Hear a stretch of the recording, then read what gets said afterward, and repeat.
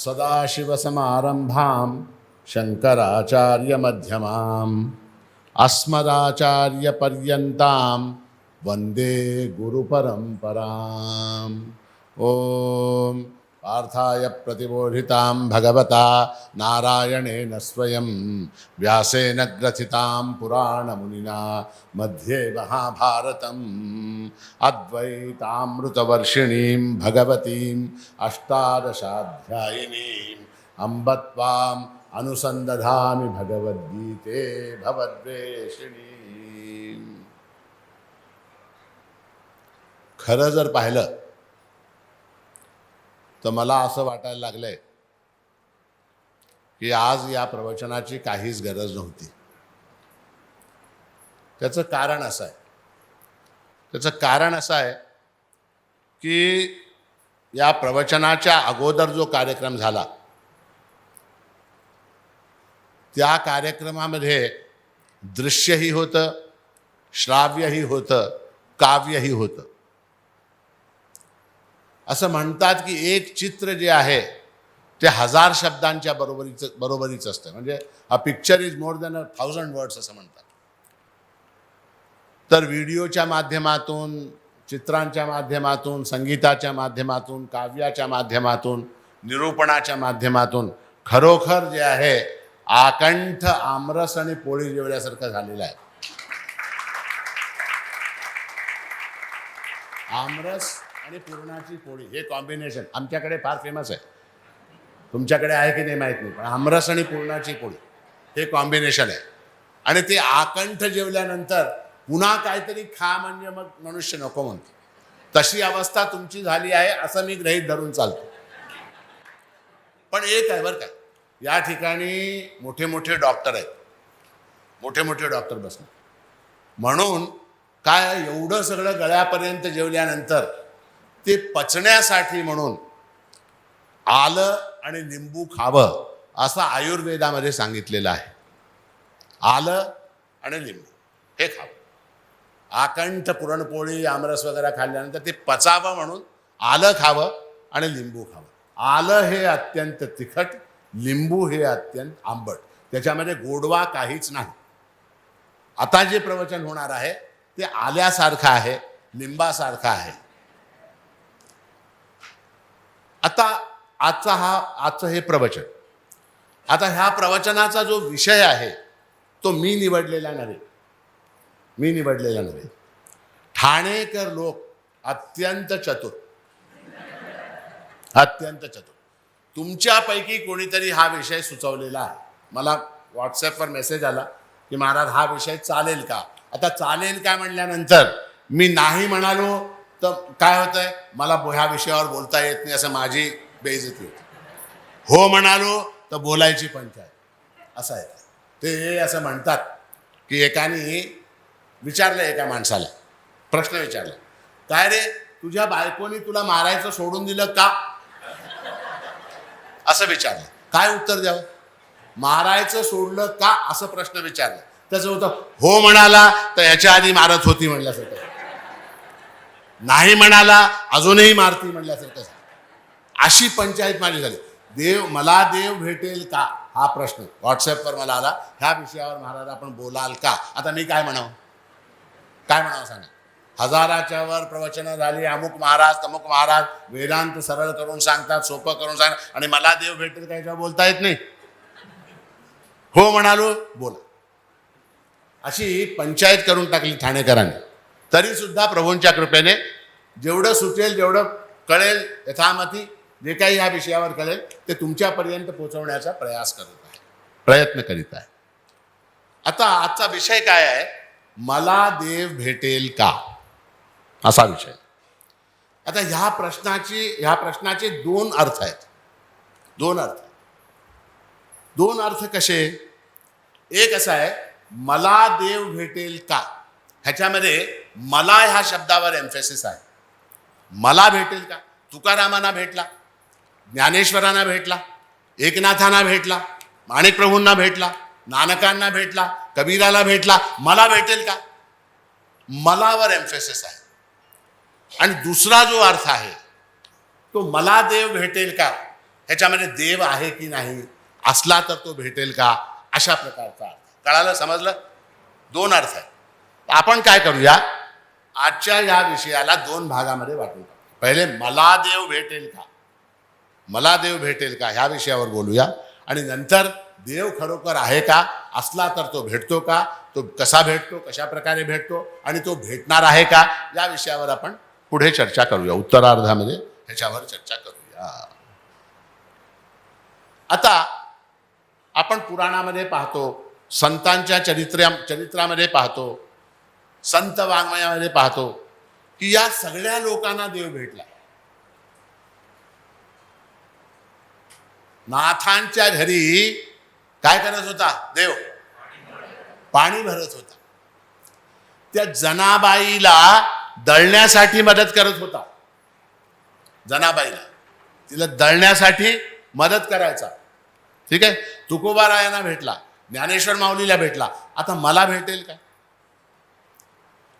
अहो महाराज, ते सगळे मोठी मोठी लोक, ज्ञानोबाराय, त्यांचं महत्व काय, त्यांची महती काय, त्यांची योग्यता काय, आपण काय हो ठाण्यामध्ये 1 BHK मध्ये राहणार, आम्हाला भेटेल का, असा प्रश्न आहे. या प्रश्नाचं उत्तर भगवंताने, आणि दुसरी आणखीन एक, हे मला देव भेटेल का ह्या प्रश्नामध्ये आणखीन एक थोडंसं लपलेलं आहे. काय? कोणीतरी मला भेटवेल का, कोणीतरी मला त्या देवाला भेटवेल का. आणि आमची अपेक्षा काय असते? कोणीतरी आपल्याला मदत करावी, कोणीतरी आपल्याला मदत करावी. कोणी करावी? गुरुनी करावी. म्हणजे काय? मला देव भेटेल का म्हणजे एक चॅलेंज आहे. तुम्ही मला भेटवता का, हे एक प्रकारचं चॅलेंज ठाणेकरांचं. जसं विवेकानंदांनी रामकृष्णाला विचारलं, तुम्ही मला त्या जगदंबेला भेटवाल का, असा प्रश्न विचारला. आणि रामकृष्णाने भेटवलं विवेकानंदाला. तर कोणीतरी मला भेटवावं, ही एक त्यातली काय म्हणतात त्याला, सुप्त एक प्रकारची गुप्त अशी महत्व, एक इच्छा, आकांक्षा. असं आहे. या प्रश्नाचं उत्तर तुम्हाला काय ठाणेकर लोकांना, आम्ही फार जबरदस्त प्रश्न विचारला, पण असं आहे, हा प्रश्न हजारो वर्षापूर्वी विचारला गेला, त्याचं उत्तरही आलं. उत्तर कुठे आलं? तर भगवद्गीतेच्या 6व्या अध्यायामध्ये आलं. भगवान काय म्हणतात? उद्धरेदात्मनात्मानं नात्मानं अवसादयेत. उद्धरेद आत्मना आत्मानं न आत्मानं अवसादयेत. स्वतःला कमी लेखू नये, स्वतःचा उद्धार स्वतः करावा. आणि कशाने करावा? आत्मना. आपल्याला जे इन्स्ट्रुमेंट्स अवेलेबल आहेत, काय इन्स्ट्रुमेंट्स अवेलेबल आहेत आपल्याजवळ?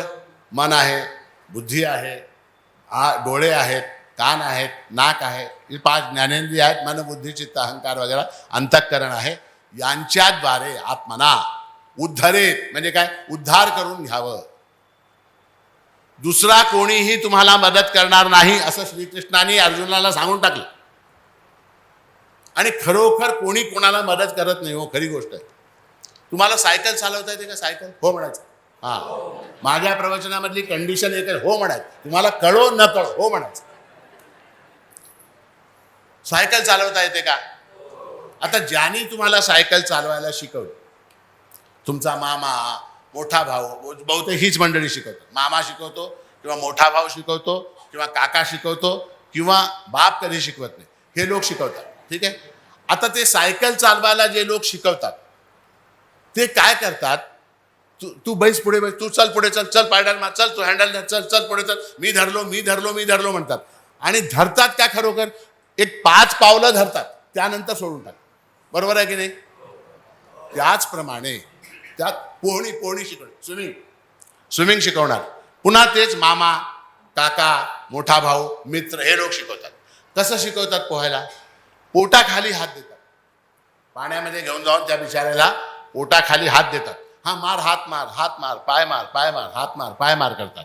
आणि मी धरलो, काळजी करू नको, भिवून हळूच हात काढून देतात. त्याचप्रमाणे गुरु, शास्त्र आणि ईश्वर सुद्धा तुम्हाला मदत कर. थोडीशी तुम्हाला काय म्हणतात, थोडीशी चालना देतील, थोडं तुम्हाला पोटाखाली हात थोडा वेळ देतील, पण नंतर ते लोक सगळे हात काढून घेणार आहेत. हात पाय मारायचं काम तुमचं आहे. मला देव भेटेल का, ह्याच्यामध्ये असं आहे, स्वतःला मला भेटेल का म्हणजे स्वतःमध्ये इन्फिरियरिटी कॉम्प्लेक्स आणू नका तुम्ही. स्वतःमध्ये उद्धरेद आत्मानं आत्मानं अवसादयेत. स्वतःला कमी मोजू नये. का मोजू नये स्वतःला कमी? का मोजू नये? यासाठी मोजू नये की कारण तो परमात्मा बसून या देहाला चालवतो. आम्ही जर स्वतःला कमी लेखलं तर अपमान कोणाचा करतो? परमात्म्याचा. या देहामध्ये जेवढ्या घटना घडतात त्या सगळ्या परमात्म्यामुळे घडतात. आणि जर आम्ही म्हणलं हे माझ्याने काय होतंय महाराज, ते आमच्याने जमायचं नाही, आम्ही कुठं हो महाराज, आम्ही LIC मध्ये काम करणारे, सकाळी 10 वाजता जाऊन 5 वाजता संध्याकाळी येणारे, आमचं काय महाराज, 1 बेडरूमचं घर आहे, आम्हाला देव कसं भेटतोय?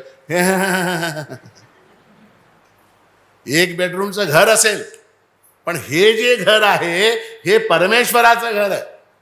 ह्याच्यामध्ये परमात्मा बसलेला आहे. तुम्ही जर म्हणाल की माझ्याने ते होत नाही म्हणजे इन्सल्ट कोणाची? परमात्मा. म्हणून भगवान म्हणतात न आत्मानं अवसादयेत. आता मला तो देव कसा भेटेल? मला तो देव कसा भेटेल आणि का भेटेल? का भेटेल? का भेटेलचं उत्तर असं आहे की भगवंताने जे मला हे शरीर दिलेलं आहे, कुठलं शरीर? मनुष्य शरीर. मनुष्य शरीर दिलंय. का दिलं बरं? विचार केला कधी ह्या मनुष्य शरीर आपल्याला का मिळालं? तुम्ही अर्ज केला होता का मला मनुष्याचं शरीर मिळावं म्हणून? कोणीतरी अर्ज, मनुष्याचं शरीर मिळावं म्हणून अर्ज केला. तुम्हाला का म्हणून मिळावं हे मनुष्याचं शरीर? तुम्हाला कसं मिळालं? विचार केलाय कधी? कधी विचार केला का मिळालं बघा? असं आहे की पुण्येन पुण्यम लोकम नयति पापेन पापम उभाभ्यामेव मनुष्य लोकम, असं वेद मंत्र आहे. पुण्य अधिक करण्याने मनुष्य पुण्यम लोकम नयति, तो स्वर्गाला जातो. स्वर्गाला जातो. तिथे काय यक्ष, किन्नर, गंधर्व, देवता अशा प्रकारचं स्वरूप धारण करतो, अशा प्रकारचं शरीर धारण करतो. आणि काय करतो स्वर्गामध्ये राहून? स्वर्गामध्ये राहून काय करतो? हा, सुख भोगतो. कशा प्रकारे भोगतो? तिथे 2च काम. स्वर्गामध्ये काम किती? 2. कुठले कुठले? तिथे कसं आहे की फ्री आहे, असे वाहत असतात झरे. कशाचे? सोमरस. सोमरसाचे झरे वाहत असतात. ज्याला जे वाटलं त्याने हात घालावा, घ्यावं, प्यावं. Free of cost. आणि पिऊन मग नंतर काय? नंतर डान्स बघावं. नंतर काय? डान्स. कोणाचं? हा, रंभा, मेनका, उर्वशी, तिलोत्तमा ह्या लोकांचं डान्स बघ. डान्स बघून कंटाळा आला, पुन्हा प्यावं, पुन्हा प्यावं. स्वर्गामध्ये गेलेल्या माणसाला मोक्ष नाही, भोग आहेत. तुम्ही पुण्य जास्त केले, भोग आहे, भोगा, मजा करा. पुण्येन पुण्यम लोकम नयति पापेन पापम. तुम्ही पाप तुमचे जास्त झाले तर काय? बैल, मांजर, कुत्र अशा प्रकारच्या योनीमध्ये जन्म होतो. पापेन पाप. ज्या वेळेला पुण्य आणि पाप समान होतात, इक्वल, उभाभ्यामेव मनुष्य लोकम. पुण्य आणि पाप बरोबर झाले की मनुष्याचं शरीर प्राप्त होतं. हे मी सांगत नाही, वेदमाता सांगते, श्रुतीमाता सांगते, प्रश्नोपनिषदामधली श्रुती आहे. उभाभ्यामेव मनुष्य लोकम. आता हे मनुष्य जन्म मिळालं. आता याचं काय करावं? कालच्या प्रवचनामध्ये, परवाच्या प्रवचनामध्ये सांगितल्याप्रमाणे नाचेंगे, गाएंगे, खाएंगे, पिएंगे, ऐश करेंगे, और क्या? और क्या? असं नाही आहे. हे असं आहे, हे मनुष्य जन्म एकच असं जन्म आहे ज्या जन्मामध्ये प्राण्याला परमेश्वराची प्राप्ती होते. अन्य कुठल्याही जन्मामध्ये होत नाही. अन्य कुठल्याही. हे कसं आहे, हे बायपास असल्यासारखं आहे. बायपास. आता हा हायवे असतो ना, हायवे आपला काय, Mumbai Pune highway, express way. आता त्या एक्सप्रेस वे मध्ये तुम्ही निघाला, तुम्हाला जायचं आहे कुठं? लोणावळ्याला जायचं. ठीक आहे, निघाला, गाडी चालवत निघाला. आता जर लोणावळा बायपास मिस झाला, लेफ्टला उतरायचं ते मिस झालं तर काय, पुढे यू टर्न नाही, मग 84 लाख योनी फिरून यावं लागतं मनुष्य जन्मावर. यू टर्न नाही, ते मिस होता कामा नये. मनुष्य जन्म कसा आहे, ते मोक्षाकडे जाणारं एक बायपास आहे, त्याच्यातून बाहेर जाऊ शकता. या जन्माचं सार्थक करून घेतलं तर त्याच्यातून तुम्ही बाहेर जाऊ शकता. ते चुकलं, अरे मला लक्षातच राहिलं नाही रे, ते लोणावळा बायपास निघून जा पुण्यापर्यंत थेट, आणि पुन्हा ये तिथून, मग पुन्हा येऊन असं करून पुन्हा जायचं. तर ह्याला काय म्हणतात, ह्याला म्हणतात पुनरपि जननम पुनरपि मरणम पुनरपि जननी जठरे शयनम इह संसारे खलु दुस्तारे कृपया पारे पाहि मुरारे. तर परमेश्वराची प्राप्ती देव भेटेल का, याच जन्मात भेटेल. भेटला तर याच जन्मात भेटेल, नाहीतर काय पुन्हा 84 लाख योनी कुत्र व्हा, मांजर व्हा, डुक्कर व्हा, हत्ती व्हा, संजय गांधी नॅशनल पार्कमधले एखादा बिबट्या व्हा, ते सगळं होऊन परत फिरून या, फिरून येऊन पुन्हा पुण्य पाप बरोबर झाले पाहिजे, त्यावेळेला मनुष्य जन्माची प्राप्ती होते. असं आहे. एक छोटीशी कहाणी सांग, मला देव भेटेल का. छोटीशी कहाणी सांग. एक लहान मुलगा होता, छोटा मुलगा, 3री-4थी मध्ये. त्या जुन्या काळामध्ये त्या गावामध्ये हायस्कूल नव्हतं, शाळा नव्हती. मग काय, तिकडे नदीच्या त्या पलीकडे जंगलातून गेल्यानंतर दूर कुठेतरी एक शाळा होती. आता त्या मुलाची आई त्या मुलाला म्हणायची की बाबा रे, असं आहे, आता पुढच्या वर्षी जूनपासून तुला त्या शाळेत जायचं आहे. ती शाळा किती दूर आहे, 3 किलोमीटर 4 किलोमीटर दूर आहे. जंगलातून जायचं आहे, नदी पार करायची आहे. हे सगळं तू एकटं करशील ना. तो म्हणायचा, आई मला भीती वाटते, आई मला भीती वाटते. आता आई काय 1 दिवस घेऊन जाईल, 2 दिवस घेऊन जाईल, रोज कसं काय घेऊन जाईल. ती आई म्हणाली, तिने एक उपाय काय केला. ती म्हणाली, असं आहे बेटा की तू जेव्हा जंगलातून जाशील तेव्हा तुला भीती वाटेल. भीती वाटल्यानंतर तू काय करायचं, गोपाल कृष्ण भगवान की जय, असं कसं म्हणायचं, गोपाल कृष्ण भगवान की जय असं म्हणायचं. असं म्हणल्याबरोबर तुझ्या वयाचा गोपाल कृष्ण तिथे येईल. तुझ्या वयाचा गोपाल कृष्ण तिथे येईल. तो तुझ्या बरोबर त्या जंगलातून वाट दाखवेल, तुला तो घेऊन जाईल, सोबतीला येईल, शाळेत सोडेल, शाळा अटेंड करायची, परत यायचं. परत येताना पुन्हा काय म्हणायचं, पुन्हा तो येईल, पुन्हा जंगलातून तुला बाहेर रोडवर आणून सोडेल, मग तू चालत चालत घरी यायचं. आता जाशील ना. काय म्हणाला तो, हो म्हणाला. त्या काळातली मुलं आईने सांगितलेल्या गोष्टीला हो म्हणायची. आज काय, मम्मी रबिश. आजची मुलं काय म्हणते, गोपालकृष्ण येतो का, ठीक आहे. आता पहिल्या दिवशी आई घेऊन गेली, दुसऱ्या दिवशी हा एकटा गेला, जंगलात गेला, भीती वाटली, त्याने तिथे जाऊन गोपाल कृष्ण भगवान की जय असं म्हटलं. असं म्हणल्याबरोबर त्याच्याच वयाचा गोपाल कृष्ण तिथे आला, कुरळे केसवाला आला, आणि चल म्हणाला. दोस्ती झाली, फ्रेंडशिप झाली, दोस्ती झाली. चल मी तुला शाळेला घेऊन जातो म्हणाला. शाळेला घेऊन गेला, शाळेमध्ये सोडलं, त्या मुलाने क्लास अटेंड केलं, परत आला तर परत येताना पुन्हा भीती वाटली जंगलामध्ये, पुन्हा गोपाल कृष्ण भगवान की जय म्हणाला. पुन्हा गोपाल कृष्ण आला, त्याने जंगलातून वाट दाखवली, पोराला बाहेर काढलं, पोरगं रस्त्यावर आलं, रस्त्यावर येऊन चालत चालत घरी आलं. हा क्रम चालू झाला. जूनमध्ये ॲडमिशन, जुलै, ऑगस्ट, एके दिवशी पावसाळ्याचे दिवस, घनदाट ढग आलेले आणि वारा सुसाट सुटलेला, आणि असं भयंकर परिस्थिती, पाऊस पडतोय जोरात. अशा वेळेला तो मुलगा तिथे त्या जंगलामध्ये सापडला आणि म्हणाला, गोपाल कृष्ण भगवान की जय.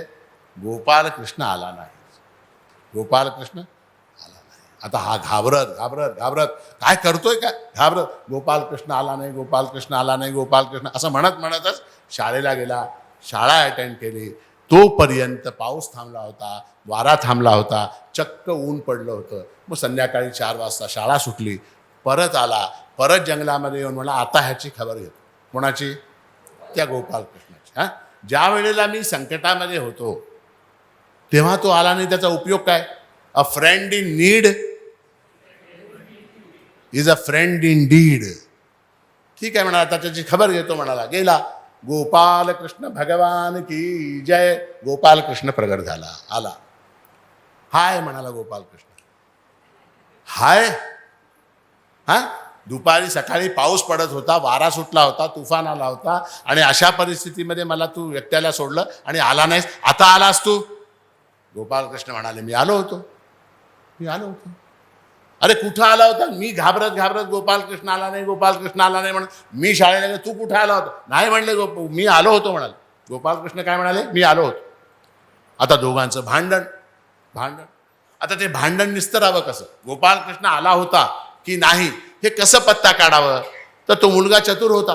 तो काय म्हणाला, हे बघ, दुपारी पाऊस पडत होतो, चिखलामध्ये पावलाचे हे आहेत, ठसे आहेत. ठीक आहे, ते ठसे पाहायचे. तिथे जर 2 लोकांचे ठसे असतील तर काय, तू पण आला होतास, मी पण. तिथं बघ, माझे एकट्याचेच पायाचे ठसे आहेत. तुझे ठसे कुठे आहेत पायाचे? फुटमार्क कुठे आहेत तुझे? गोपालकृष्ण म्हणाले, वेड्या, ते फुटमार्क तुझे नाहीत, ते माझे आहेत. तुला मी खांद्यावर घेतलं होतं म्हणाल. तुला मी खांद्यावर घेतलं. भगवान म्हणतात की मी फार सुलभ आहे म्हणतात. प्राप्त करण्यासाठी मी फार सुलभ आहे, दुर्लभ नाही, अवघड नाही मला प्राप्त करणं. अनन्यचेता सततम यो मां स्मरति नित्यशः तस्याहं सुलभ पार्थ नित्ययुक्तस्य योगिनः. भगवान म्हणतात की अनन्यचेता सततम यो मां स्मरति नित्यशः, जो नित्य माझं स्मरण करतो, जो नित्य माझं स्मरण करतो. आणि कसं? अनन्यचेता, अनन्य भावाने जो माझं स्मरण करतो. अनन्य भावाने स्मरण करणे म्हणजे काय? न अन्यः इति अनन्यः. अन्याचं स्मरण न करता जो माझं स्मरण करतो. अन्याचं स्मरण म्हणजे काय?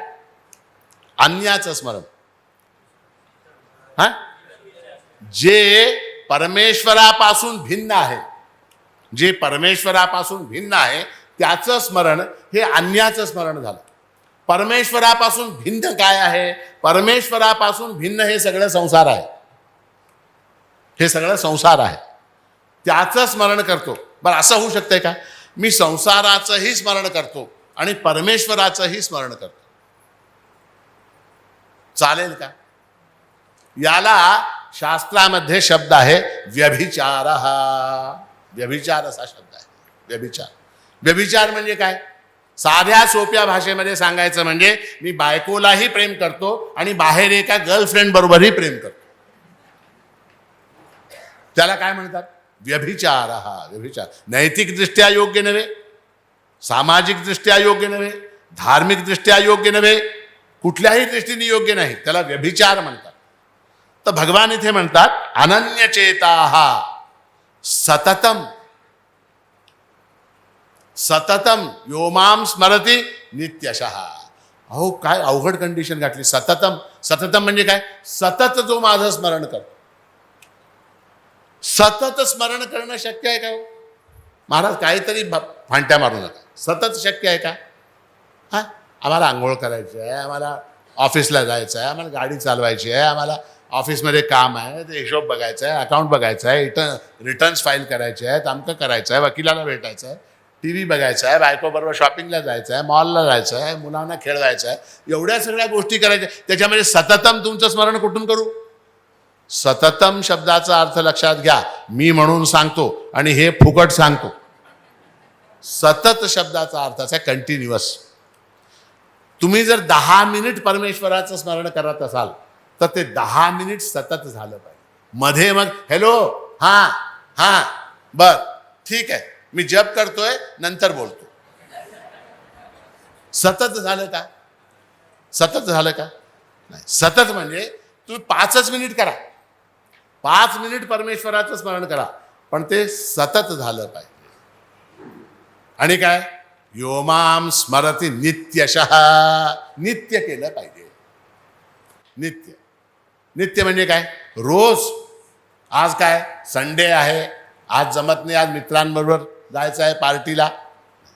नित्यशः. तस्याहम सुलभः. अशा माणसासाठी मी अत्यंत सुलभ आहे. मी अत्यंत सुलभ आहे. तस्याहम सुलभः पार्थ नित्ययुक्तस्य योगिनः. अशा माणसाला भगवंताने योगी म्हटलंय. अहो तुम्हाला काय मोठी पदवी दिली, तुम्हाला योगी म्हणाले भगवान, तुम्हाला योगी म्हणाले. तर अशा माणसाला भगवंताने योगिनः असं म्हटलंय. अशा माणसांसाठी, अशा व्यक्तींसाठी, अशा योग्यांसाठी मी सुलभ आहे. I am always available. भगवंताच्या स्मरणाचं एक दृष्टांत देतो छोटंसं. आजकाल यूट्यूब पाहता की नाही? यूट्यूब हो म्हणायचं. काय असतंय बघा, गेल्या वर्षी मला कोरोना झाला. कोरोना व्हायच्या आधीच, कोरोना झाल्यानंतरची गोष्ट नाही, अगोदर डॉक्टर लोक भेटले काही. महाराज एक ऑक्सिमीटर जवळ बाळगावा. ऑक्सिमीटर माहिती आहे की नाही? आता सगळ्यांना माहिती आहे ऑक्सिमीटर. त्याच्यामध्ये बोट फसवायचं आणि मग ते ऑक्सिजनचं लेवल किती आहे ते दाखवतं. 96-95 असायला पाहिजे ते ऑक्सिमीटर. मला माहीत नाही ऑक्सिमीटर म्हणजे काय, मला काहीच माहिती. डॉक्टर भेटले, डॉक्टर म्हणाले महाराज एक ऑक्सिमीटर जवळ ठेवा आणि सतत जे आहे ते ऑक्सिजन चेक करत राहायचं. कमी वाटलं की डॉक्टरला भेटायचं, हॉस्पिटलमध्ये जायचं, औषध घ्यायचं, कोरोना झाला असं समजायचं. आता मी काय केलं, ते ऑक्सिमीटर म्हणजे काय म्हणून यूट्यूबवर सर्च मारलं. यूट्यूबवर एकदा सर्च मारलं, फक्त एकदा, ऑक्सिमीटर म्हणजे काय. त्यानंतर सतत 3 महिन्यापर्यंत जेव्हा जेव्हा मी यूट्यूब उघडलं, जेव्हा जेव्हा फेसबुक उघडलं, जेव्हा जेव्हा काही इंटरनेट उघडलं, जीमेल जरी उघडलं, बाजूला ऑक्सिमीटरचं ॲडव्हर्टाइजमेंट. आमचं घ्या, तुमचं घ्या, ते घ्या, ह्याच्यामध्ये हे फीचर्स आहेत, त्याच्यामध्ये ते फीचर्स आहेत, आमचं स्वस्त आहे, तुमचं स्वस्त आहे, सेल आहे, धमाका आहे, तमुक आहे. अरे काय म्हणतात, लाईन लागली ऑक्सिमीटरची. ते पाहून मला वेदांताचं हे भगवंताचं वचन आठवलं. काय आठवलं? एकदा जरी स्मरण केलं की मग तो पुन्हा पुन्हा समोर यायला लागतो. कोण? भगवान. तो समोर यायला लागतो पुन्हा पुन्हा. कसं? यूट्यूब प्रमाणे. तर मला देव भेटेल का ह्याच्यामध्ये मलावर जो इम्फेसिस आहे, मलावर जे इम्फेसिस आहे, ते इम्फेसिस जे आहे ते आपल्याला स्वतःला कमी लेखू नका, तुम्हाला जरूर भेटेल. आता तो परमात्मा भेटण्यासाठी काही क्वालिफिकेशन आहे का? काहीतरी एखादं क्वालिफिकेशन. हां, आता समजा तुम्हाला जाऊन कोणाला, चीफ मिनिस्टरला भेटायचं, तर काहीतरी कारण पाहिजे, तुमच्याजवळ काहीतरी योग्यता पाहिजे. आता इतक्या लोकांचा आपण सन्मान केलं, काही पत्रकार आहेत, काही डॉक्टर आहेत, काही इंडस्ट्रियलिस्ट आहेत, त्यांची काहीतरी योग्यता आहे बाबा. आमची काय योग्यता, आम्ही काय म्हणून जावं? काहीतरी योग्यता पाहिजे की नाही? तर भगवान म्हणतात तिथे कसल्याही योग्यतेची गरज नाही. व्याधस्याचरणं ध्रुवस्य च वयो विद्या गजेंद्रस्य का जातिर्विदुरस्य यादवपतेर उग्रस्य किं पौरुषम कुब्जाया किमु नाम रूपमधिकं किं तत्सुदां नोर्धनं भक्त्या तुष्यति केवलं न च गुणैः भक्तिप्रियो माधवः. क्वालिफिकेशन. काही लोकांना असं वाटतंय की आचरणाने भगवान प्राप्त होतो. आचरण म्हणजे काय? आचरण म्हणजे धर्मामध्ये सांगितलेल्या ज्या गोष्टी आहेत, 3दा स्नान करणे, 3दा संध्यावंदन करणे, जप करणे, भस्मधारण करणे, देवपूजा करणे, या सगळ्या गोष्टी केल्या की आपल्याला भगवान प्राप्त होईल. भागवतामध्ये एका व्याधाची कथा आहे. व्याध म्हणजे कोण? व्याध म्हणजे बुचर, मांस विकणारा. त्याच्यावर भगवान प्रसन्न झाले. कोणावर? त्या बुचरवर, जो मांस विकत होता, खाटीक, त्याच्यावर प्रसन्न झाले. त्याचं काही आचरण होतं का? तो स्नान करत होता का? भस्म लावत होता का? कुंकू लावत होता का? सोहळ्याने राहत होता का? पूजा करत होता का? नामस्मरण करत? काही करत नव्हता. तरी सुद्धा भगवान त्या व्याधावर प्रसन्न झाले. व्याधस्याचरणं ध्रुवस्य च वयोः. काही लोकांना असा भ्रम आहे की सिनियर सिटीजन लोकांना तिथे कन्सेशन आहे. कुठे? भगवंताकडे. आम्ही सिनियर सिटीजन आहोत, वयोवृद्ध आहोत. अहो 96 वर्ष वय आहे माझं. असेल 96 असेल, 95 असेल. ध्रुवस्य च वयोः. ध्रुवाचं वय किती होतं? ध्रुवाची कहाणी माहिती आहे की नाही? असं आहे, पूर्वीच्या काळामध्ये आमची आजी, आमची आई, आमची आत्या, आमची मामी ह्या सगळ्या कथा सांगायच्या. ध्रुवाची कहाणी, प्रल्हादाची कहाणी, रावणाची कहाणी, कंसाची कहाणी, या सगळ्या कथा आम्ही यांच्याकडून ऐकल्यात, पुस्तकात कुठं वाचलेल्या नाही आहेत. आता काय झालंय प्रॉब्लेम, ते ध्रुवाची कहाणी आईनी आजीनी मुलाला सांगावी, आजीलाच येत नाही. कुठून सांगते? आजीलाच येत नाही. असू दे, तो भाग वेगळा. तर ध्रुवस्य च वयोः. ध्रुवाचं वय काय होतं? 7 वर्षाचं वय होतं. जाऊन भगवंताच्या मांडीवर बसला. ध्रुवस्य च वयोः विद्या गजेंद्रस्य का. विद्येचा अभिमान असतो. लोकांना वाटतं विद्या प्राप्त केली, शास्त्र आपण वाचले, विद्या प्राप्त केली, MA PhD D.Litt झालो की आपल्याला भगवान प्राप्त होईल. विद्या गजेंद्रस्य का. तो हत्ती हो, हत्ती. गजेंद्र मोक्षाची कहाणी माहिती आहे? गजेंद्र मोक्ष. ते पण पुन्हा पुन्हा आजीची आठवण आली. गजेंद्र मोक्ष. आता गजेंद्र मोक्षाची कहाणी काय झालं? त्या हत्तीला मगरीने त्याचा पाय धरला. हत्तीचा पाय, ग्राह म्हणतात त्याला, मगरमच्छ. त्याने त्या हत्तीचा पाय धरला. हत्तीचं पाय धरलं, तो हत्ती आरडाओरडा करायला लागला आणि इतक्या आर्त्रभावाने ओरडला की भगवान तिथे सुदर्शन घेऊन प्रकट झाले. सुदर्शन घेऊन प्रकट झाले आणि त्या हत्तीला त्या मगरीच्या तोंडातून मुक्त केलं. आता हा भाग निराळा. हत्ती पशु होता. हत्ती पशु होता. त्याला काही विद्या होती का? विद्या गजेंद्रस्य का. आणि दुसरी गोष्ट महत्वाची, ती जी गजेंद्र मोक्षाची कथा आहे ती मनुष्य आपल्या मोक्षासाठी वाचतात.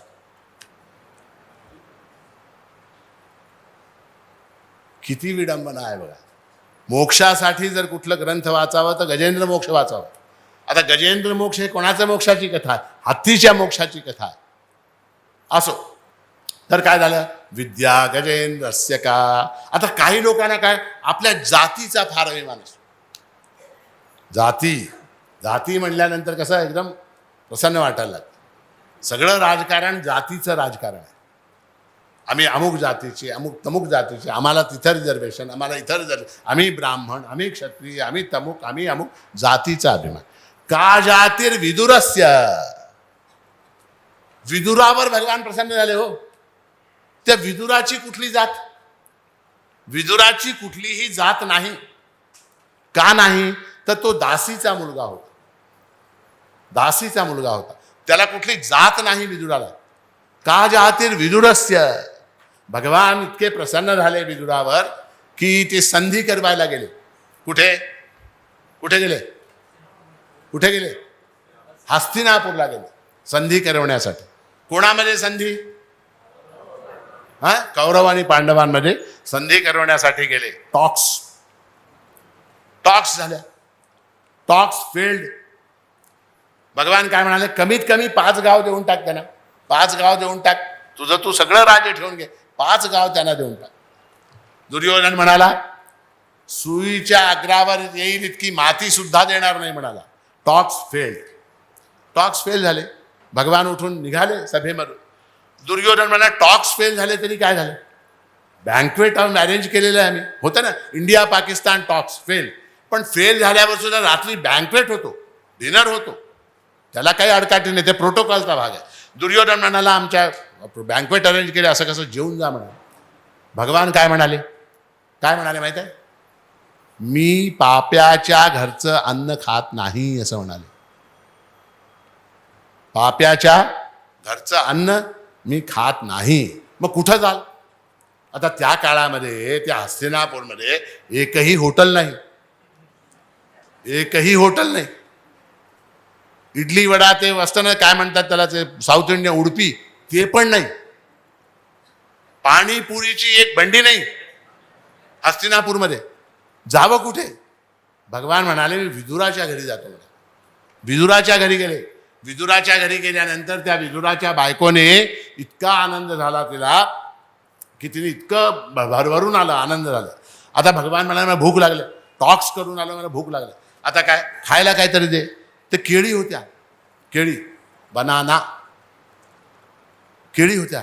तर ती काय करायला लागली माहिती आहे काय, बोलण्यामध्ये इतकी गुंग झाली त्या भगवंताचं रूप पाहून की केळी सोलून सालपट भगवंताच्या हातात द्यायचं, केळीचं घर टोपल्यात टाकून द्यायचं.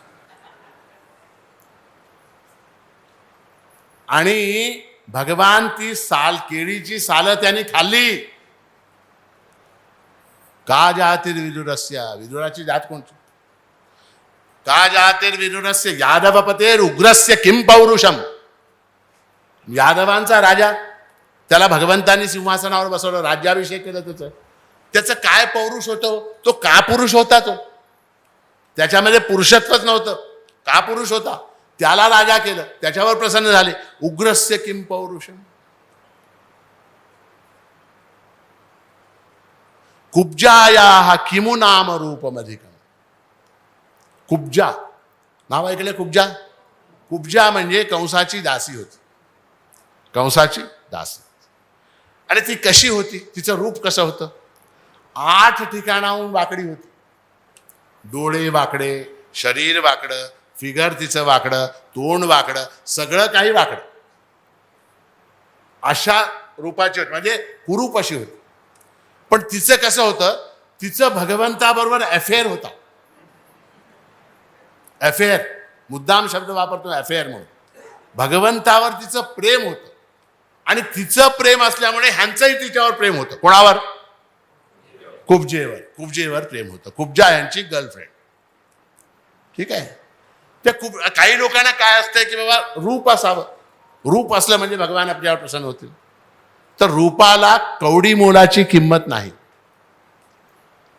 कुब्जायाः किमु नाम रूपमधिकम किंमतत् सुदाम्नोर्धनम. असं वाटतंय की बाबा पैसे आपल्याकडे असले की भगवान आपल्याला मिळतील. तिरुपतीच्या हुंडीमध्ये लोक काय करतात माहिती आहे काय, सूटकेस ते सूटकेस टाकतात. हा संबंध आपोट सूटकेसच आत. कल्पना काय, भावना काय, जेवढं मोठं सूटकेस आपण टाकू तेवढ्या लवकर बालाजी आपल्याला प्रसन्न होत. काही होत नाही. ते सूटकेसही गेलं आणि बालाजी गेला. आमच्या तेलुगूमध्ये एक म्हण आहे, अव्वा गुडाले तू बुवा गुडाले. म्हणजे काय, ते काय म्हणतात ना, हेही नाही ते नाही, धूपही गेलं धुपाट नाही गेलं. हा तेलही गेलं, हा छान, तेलही गेलं, तूप आहे, सुटकेसही गेलं, बालाजी गेलं. छान छान छान. असं शिकवत जा मला मराठी. हा तर काय, किंमतत् सुदाम्नोर्धनम. तर लोकांना काय वाटतं, धन असेल ते क्वालिफिकेशन आहे, ते गुण आहे माझ्याकडे, आणि त्या धनाच्या योगाने मी परमेश्वराला प्रसन्न करून घेऊ शकतो. किंमतत् सुदाम्नोर्धनम. शेवटी म्हटले, भक्त्या तुष्यति केवलम न च गुणैः. भगवान जो आहे तो केवल भक्तीनेच प्रसन्न होतो. भक्त्या तुष्यति, भक्तीनेच प्रसन्न होतो. न च गुणैः, गुणाने प्रसन्न होत नाही. भक्तिप्रियो माधव. तर काय, तर सांगण्याचं तात्पर्य हे की भगवंत भेटण्यासाठी, देव भेटण्यासाठी कसल्याही क्वालिफिकेशनची आवश्यकता नाही. भक्ती पाहिजे, त्याचं स्मरण पाहिजे, 2 गोष्टी. तिसरी गोष्ट काय, आत्मविश्वास पाहिजे. ना आत्मानम अवसादय. या 3 गोष्टी जर असल्या तुमच्याकडे तर तुम्हाला देव अवश्य भेटेल, अवश्य भेटेल. मला देव भेटेल का या प्रश्नाचं पूर्वार्ध, मलावर इम्फेसिस, मला भेटेल का, नक्की तुम्हाला भेटेल. आता मला देव भेटेल का त्याचं उत्तरार्ध. आता इथं कसं आहे, इथं वेदांत शास्त्र इन्व्हॉल्व होतं. इथं आतापर्यंत काय आपण साध्या भक्तीच्या गोष्टी बोलल्या.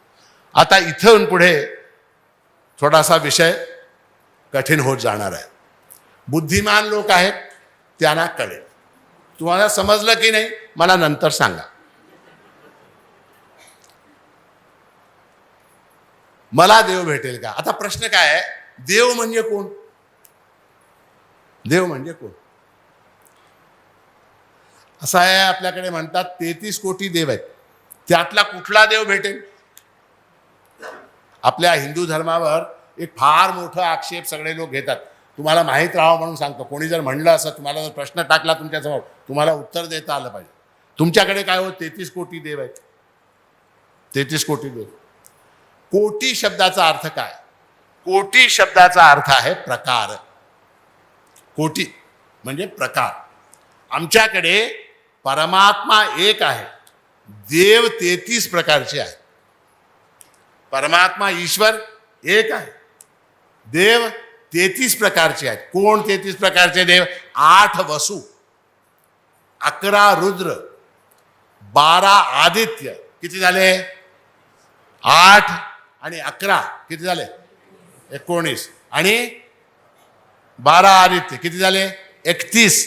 इंद्र आणि प्रजापती. म्हणजे काय अर्थ काय?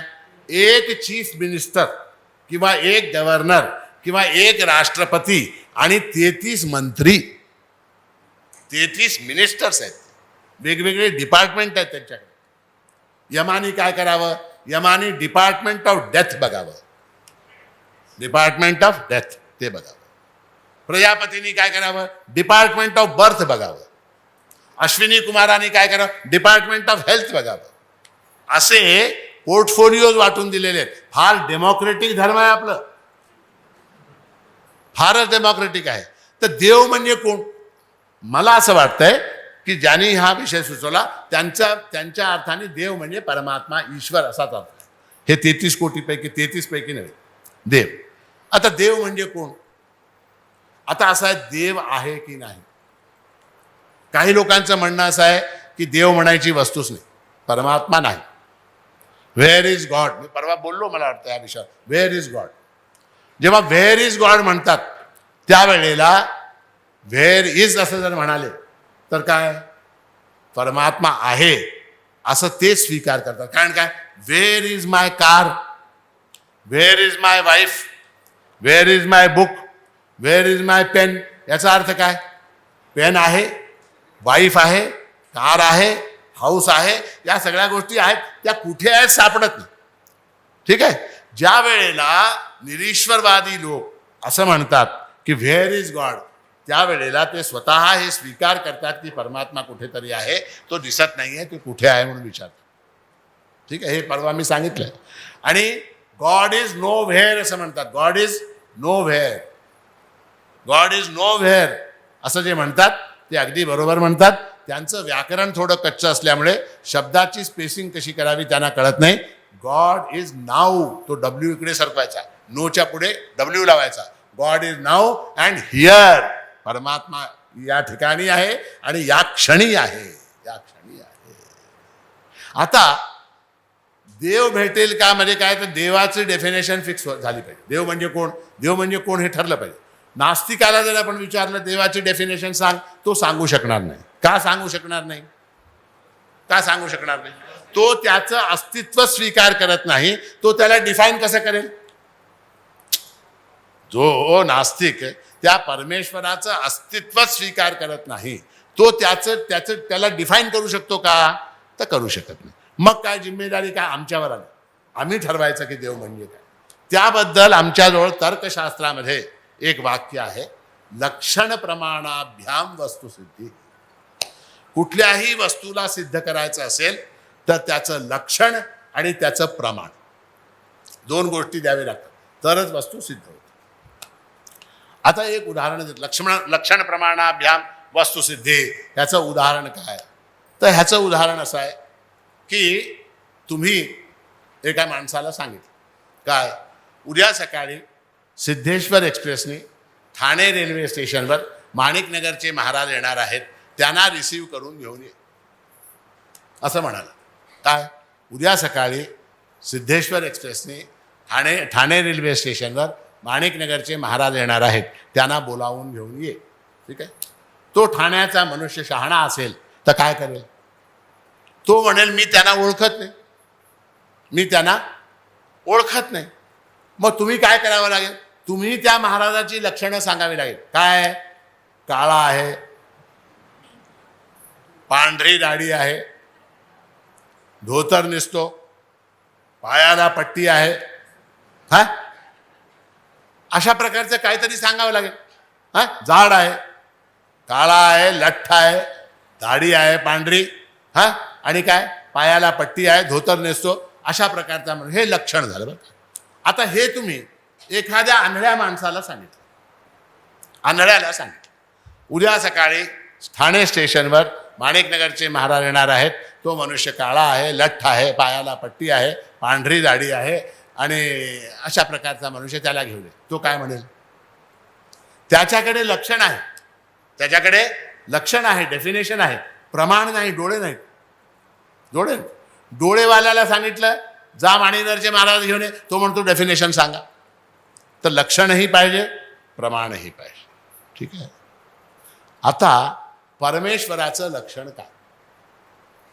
परमेश्वर भेटेल का हे नंतरची गोष्ट, तो आहे की नाही पहिले हे ठरलं पाहिजे ना. असेल तर भेटेल, नसता कुठून भेटेल? तो आहे की नाही हे ठरलं पाहिजे. आपल्याकडे आपलं जे शास्त्र आहे, वेदांत शास्त्र आहे, ते अत्यंत सिस्टमॅटिकली जसं शाळेमध्ये मुलांना शिकवतात, ABCDEFGH CAT CAT BAT BAT RAT RAT, या पद्धतीने जसं शिकवतात त्या पद्धतीने शास्त्राने आपल्याला शिकवलेलं आहे, त्या पद्धतीने शिकवलेलं आहे. आणि त्याचं एक सिलेबस आहे. सिलेबस कसा आहे? पहिले आपल्याला एक गोष्ट शिकवतात, पहिले आपल्याला एक गोष्ट शिकवतात, शिकवल्यानंतर आपण त्याचं मनन चिंतन करतो, त्याच्यावर अनुसंधान करतो. केल्यानंतर आपल्या मनामध्ये संशय येते की गुरुजींनी हे जे सांगितलंय, शास्त्राने हे जे सांगितलंय, हे चुकलं, हे बरोबर नाही. मग पुन्हा तो शिष्य जातो की महाराज आपण मला असं सांगितलंय, पण ह्याच्यामध्ये ही चूक आहे. म्हणजे हो बरोबर आहे, पण तुला ते प्रायमरी होतं म्हणून तुला समजावं म्हणून सांगितलं, ते जे मी सांगितलेलं होतं ते चुकीचं आहे. आता हे असं आहे, आता हे अशा प्रकारचं आहे. मग थोड्या दिवसानंतर तो शिष्य पुन्हा विचार करतो, 5वी 6वी 7वी मध्ये पुन्हा विचार करतो, वा गुरुजी असं म्हणाले, आता काय? पुन्हा त्याला संशय, पुन्हा संशयाला पुन्हा जातो गुरुकडे, म्हणतो महाराज तुम्ही मला असं सांगितलं, पण असं मला, माझा अनुभव असा आहे, माझं शास्त्र जे अध्ययन केलं, मनन केलं, त्याच्यावरून मला असं वाटतंय. तेव्हा गुरु म्हणतो हो बरोबर आहे, मी तुला चुकीचंच सांगितलं होतं, पण तुला कळावं म्हणून सांगितलं होतं, तेही चुकीचं आहे. आता हे असं आहे, असं सांगायची पद्धत. त्याचं उदाहरण काय? पुन्हा उदाहरण, आम्ही जेव्हा लहान होतो तेव्हा पाऊस पडायला लागायचा. पावसाळ्यामध्ये आम्ही आमच्या आजीला विचारत होतो, आजी आजी पाऊस कसं पडतंय म्हणून विचार, पाऊस कसं पडतंय म्हणून विचारल्यानंतर आमची आजी सांगायची, देवाकडे भले मोठे हंडे आहेत, देवाकडे मोठमोठे हंडे आहेत, आणि ज्या दिवशी त्या देवाला पाऊस पाडायची इच्छा असते त्या दिवशी तो हंडे सरकवतो, हंडे सरकवतो. ते सरकवल्यामुळे काय होतं? कडकडाट होतो, आवाज होतो, हंडे सरकल्याचा आवाज. आणि नंतर त्या हंड्याला तो काय करतो? पालतं करतो. पालतं केल्यामुळे मग आम्हाला खरं वाटायचं, हो आम्हाला खरं वाटायचं. मग काय झालं? मग आम्ही शाळेत गेलो. शाळेत गेल्यानंतर 5वी मध्ये, मला वाटतं 4थी 5वी मध्ये, आमच्या जॉग्रफीच्या टीचरनी आम्हाला सांगितलं, हंडे वगैरे काही नाही, असं आहे समुद्रामधलं जे पाणी आहे त्याचं वाष्पीभवन होतं, वाष्पीकरण होतं, आणि ते वाष्प जे आहे वर गेल्यानंतर ते वर जाऊन ढग होतात, मग थंड झाल्यानंतर ते खाली पडतंय, तेच पाऊस आहे असं सांगतं. आम्हाला तेही खरं वाटलं, तेही खरं वाटलं. मग आम्ही युनिव्हर्सिटीमध्ये गेलो, युनिव्हर्सिटीमध्ये गेलो, आणि युनिव्हर्सिटीमध्ये गेल्यानंतर त्यावेळेला त्याहीपेक्षा गूढ प्रमेय, पाऊस कसा पडतो, हे युनिव्हर्सिटीमध्ये गेल्यानंतर तिथे कॅटॅलिटिक एजंट, विद्युत शक्ती असते, त्या विद्युत शक्तीमुळे ते हायड्रोजन ऑक्सिजन यांचं मिश्रण होऊन ते पाऊस खाली पडतंय, असं आम्हाला युनिव्हर्सिटीमध्ये सांगितलं. ठीक आहे. खरं कुठलं? युनिव्हर्सिटीमध्ये जे सांगितलं ते खरं. ठीक आहे. आता काय आहे, जर समजा मी जेव्हा 2 वर्षाचा होतो, 5 वर्षाचा होतो, त्यावेळेला माझ्या आजीनी जर मला सांगितलं असतं की असं आहे बेटा, हायड्रोजनचे 2 मॉलिक्यूल, ऑक्सिजनचं 1 मॉलिक्यूल, हे जर मिसळलं आणि त्या ठिकाणी जर विद्युत शक्ती उपस्थित असेल तर हायड्रोजन आणि ऑक्सिजन यांच्या मिश्रणाने पाण्याची उत्पत्ती होते, ते पाणी थंड झाल्यावर आभाळातून खाली पडतंय, असं जर म्हणाली असती तर काय झालं असतं मला माहिती. आजीचं गळाच दाबलं असतं, गळाच दाबून टाकलं असतं म्हातारीचं. त्यावेळेला तिने जे सांगितलं ते खरं वाटलं. देवाकडे हंडे आहेत, हंडे सरकवतो आणि हंडे पालथे करतो. चौथीमध्ये पाचवीमध्ये माझ्या टीचरनी जे सांगितलं तेही खरं वाटलं. युनिव्हर्सिटीमध्ये प्रोफेसरनी जे सांगितलं ते अक्षरशः खरं आहे, ते खरंच आहे. पण ते खरं आहे म्हणून हे खोटं नाही, हे खोटं नाही. आता परमेश्वराच्या स्वरूपाबद्दल सुद्धा आमच्या शास्त्रामध्ये अशाच 3 स्टेजेस आहेत. पहिली स्टेज कुठली? तर पहिली स्टेज असे की जगत करता रहा, ईश्वर हा जगत करता रहा. ईश्वर हा जगाचा करता आहे. जग ज्याने निर्माण केलं तो ईश्वर आहे. त्याला प्रमाण काय? त्याला प्रमाण पुन्हा वेद आहे. यतो वा इमानि भूतानि जायन्ते येन जातानि जीवन्ति यत् प्रयन्त्यभिसंविशन्ति तद्विजिज्ञासस्व तद्ब्रह्मेति. श्रुतीने सांगितलं, वेदाने सांगितलं काय? यतो वा इमानि भूतानि जायन्ते, ज्याच्यापासून ही भूते उत्पन्न होतात. महाराज संध्याकाळच्या वेळेला भूत प्रेत म्हणू नका, आम्हाला भीती वाटते. भूत म्हणजे आपण सगळे भूत, आपण सगळे भूत. यतो वा इमानी भूतानी, ही सगळी भूत ज्याच्यापासून उत्पन्न होतात. येन जातानि जीवंती, उत्पन्न झालेली भूत ज्याच्यामुळे जिवंत राहतात. यत प्रयंती अभिसंविशंती, आणि नष्ट झाल्यानंतर ही भूत ज्याच्यामध्ये जाऊन मिसळतात. तद विजिज्ञासस्व, त्याला जाणावं. तद ब्रह्मेती, तेच ब्रह्म आहे. तुम्ही सगळे मुंबईकर मंडळी समुद्रातल्या लाटा पाहिल्या का? हो म्हणायचं. नाहीतर मी एक काम करतो, ऑर्गनायझर लोकांना जे हो म्हणायचं त्यांच्याकडून टॅक्स घेतो, काहीतरी इन्कम तरी होईल म्हणा. हो म्हणायचं. लाटा पाहिल्या का? हो म्हणायचं. लाटा, हो लाटा. आता यतो वा इमानि भूतानि जायन्ते, या लाटा कुठून उत्पन्न झाल्या? समुद्रातून उत्पन्न. यतो वा इमानि भूतानि जायन येन जातानि जीवंती. कशामुळे, कशामुळे त्या लाटा जिवंत आहेत? कोणामुळे जिवंत आहेत? समुद्रामुळे जिवंत आहेत, त्या पाण्यामुळे जिवंत आहेत. ठीक आहे. यत प्रयंती अभिसंविशंती, ती लाट नष्ट झाल्यानंतर त्याचं काय होतं? पुन्हा ते पाणीच होतं. ठीक आहे. तद विजिज्ञासस्व, त्याला जाणावं. तद ब्रह्मेती, ते ब्रह्म आहे. म्हणजे काय?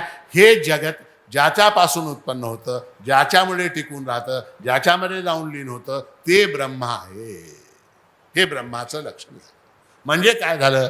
म्हणजे या जगताचा आणि परमेश्वराचा कार्यकारण संबंध जोडला गेला. Cause and effect theory. God काय आहे? काय आहे? कॉज, कारण आहे. त्याच्यामुळे हे जगत आहे. ठीक आहे. शास्त्र असं आहे की कार्यकारणयोर अभेद, कार्य आणि कारण यांच्यामध्ये नेहमी अभेद असतो, ते एकच असतं. उदाहरण काय? उदाहरण हे अंगठी, हे अंगठी. आता या अंगठीचं कारण काय? सोनं. ठीक आहे. या अंगठीचं कॉज काय आहे? सोनं आहे. त्याचं इफेक्ट काय आहे? सोन्याचं इफेक्ट ही अंगठी. ठीक आहे. आता सोन्यामध्ये अंगठीमध्ये काही फरक आहे का? सोन्यामध्ये आणि अंगठीमध्ये काही फरक आहे का? काही फरक नाही, काही फरक नाही. Cause and effect related. ज्याप्रमाणे सोन्यामध्ये अंगठीमध्ये फरक नाही, त्याप्रमाणे जगतामध्ये परमेश्वरामध्ये फरक नाही, भेद नाही. ठीक आहे.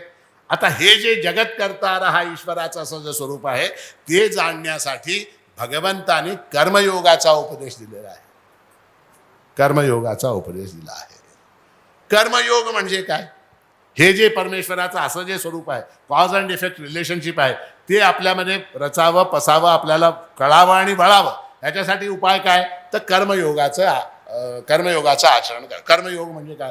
कर्मयोग म्हणजे आपण जी कर्मे करतो ती ईश्वरार्पण बुद्धीने करणे, आणि त्याचं जे काही बरं वाईट फल प्राप्त होईल ते प्रसाद बुद्धीने स्वीकार करणे, ते प्रसाद बुद्धीने स्वीकार करणे. याचा लाभ काय? याचा लाभ असा आहे की आपल्याला जी सुख होतात, जी दुःख होतात, त्यासाठी आपण परमेश्वराला जिम्मेदार ठरवतो की नाही? देवा माझं काय वाटोळ करून टाकलं रे म्हणतो की नाही? हा हा माझं वाटोळं केलं देवा, हे काय करून ठेवलास रे बाबा, माझा सगळं सत्यानाश करून टाकला, असं आपण म्हणतो की नाही? ज्यावेळेला चांगलं होतंय त्यावेळेला हे मी केलं म्हणतो. देवा तू चांगलं केलास असं कोणी म्हणत नाही, कोणी म्हणत नाही. ठीक आहे, तर काय आपण परमेश्वरावर दोषारोपण करतो. कशासाठी? आपल्या दुःखासाठी. आपल्या दुःखात वेळ किती आपल्याला, कितीपर्यंत संपवायचा आहे? माझा विचार 12 वाजेपर्यंत बोलायचा आहे. कितीपर्यंत संपवायचा? हा 9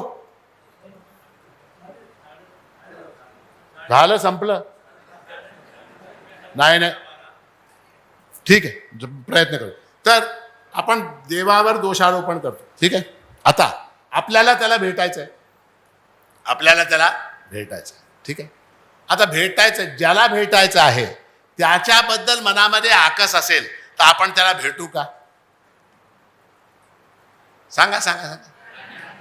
ज्याला तुम्हाला भेटायला जायचं आहे त्याच्याबद्दल तुमच्या मनात आकस आहे. काय?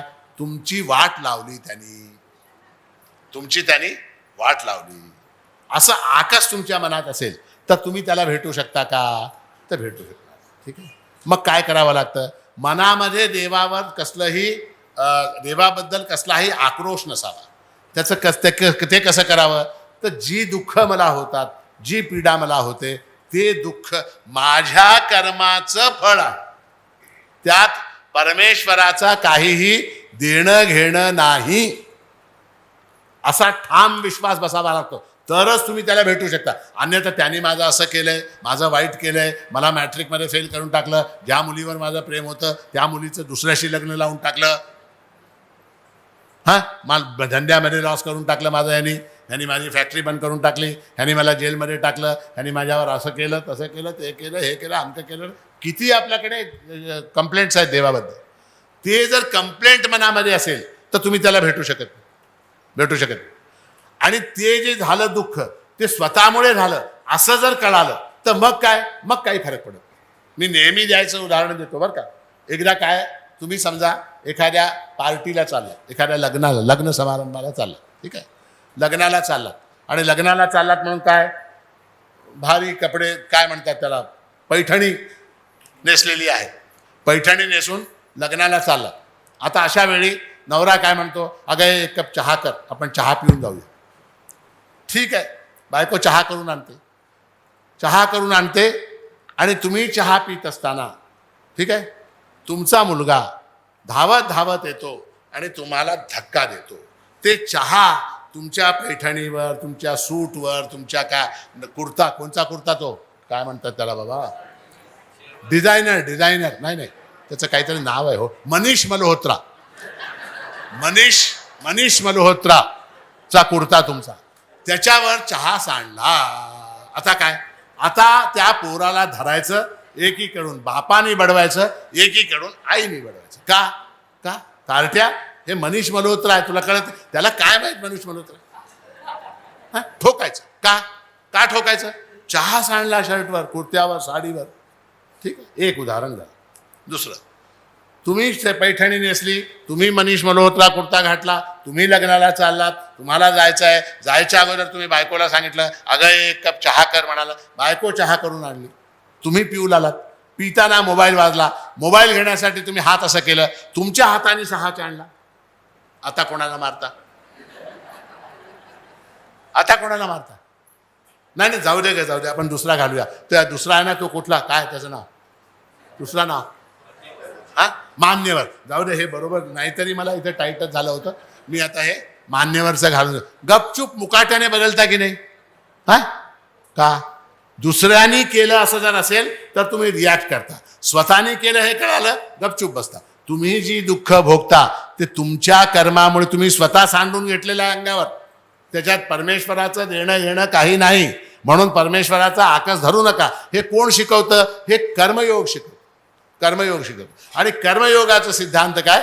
ईश्वर हा जगत करता रहा. ईश्वर जो आहे तो जगताचा करता आहे. ठीक आहे, पण हे सगळं मान्य झालं बरं का.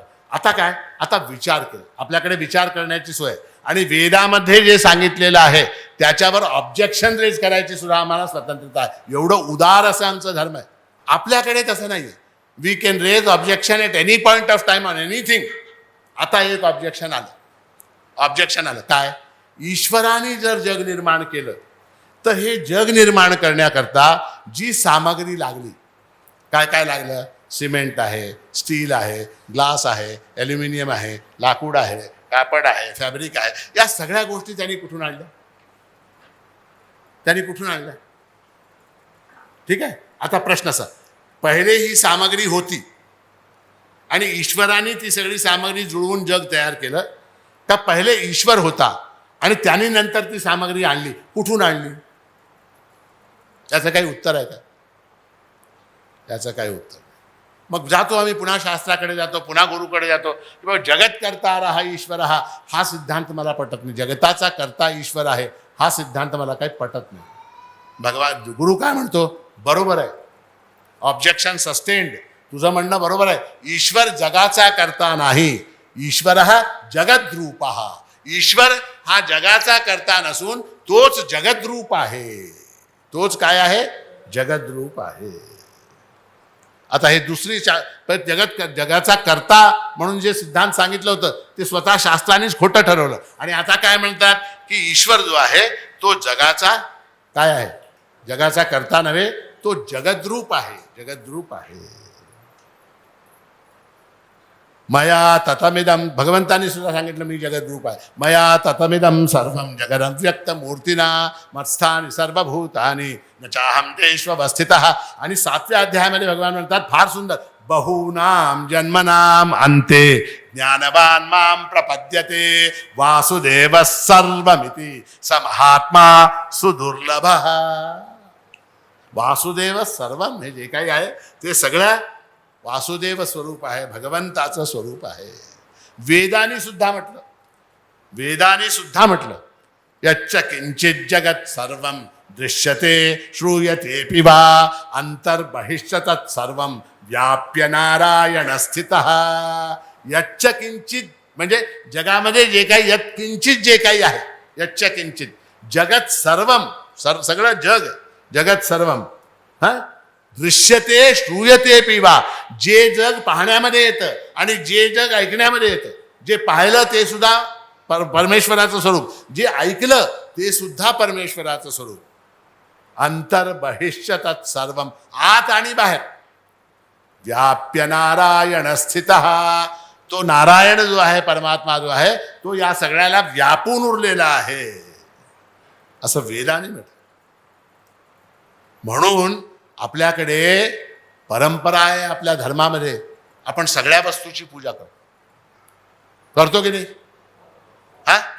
पुस्तकाची पूजा का? सरस्वती म्हणून. पेनची पूजा, पेन खाली पडलं की आपली संस्कृती कशी आहे, त्याला घेऊन आपण मस्तकी लावतो. एक 100 रुपयाची नोट खाली पडली तर घेऊन उचलून, 1 रुपयाचा नाणा हो, 100 रुपये तर फार मोठी गोष्ट, 1 रुपयाचा नाणा जरी खाली पडला ते लक्ष्मीचं स्वरूप आहे, म्हणून आपण त्याला उचलून काय करतो? व्यापारी लोक तराजूची पूजा करतात, तराजू त्याची पूजा करतात. ठीक आहे. सायंटिस्ट लोक कम्प्युटरची पूजा करतात. हे आश्चर्य, सायंटिस्ट लोक कम्प्युटरची पूजा करतात.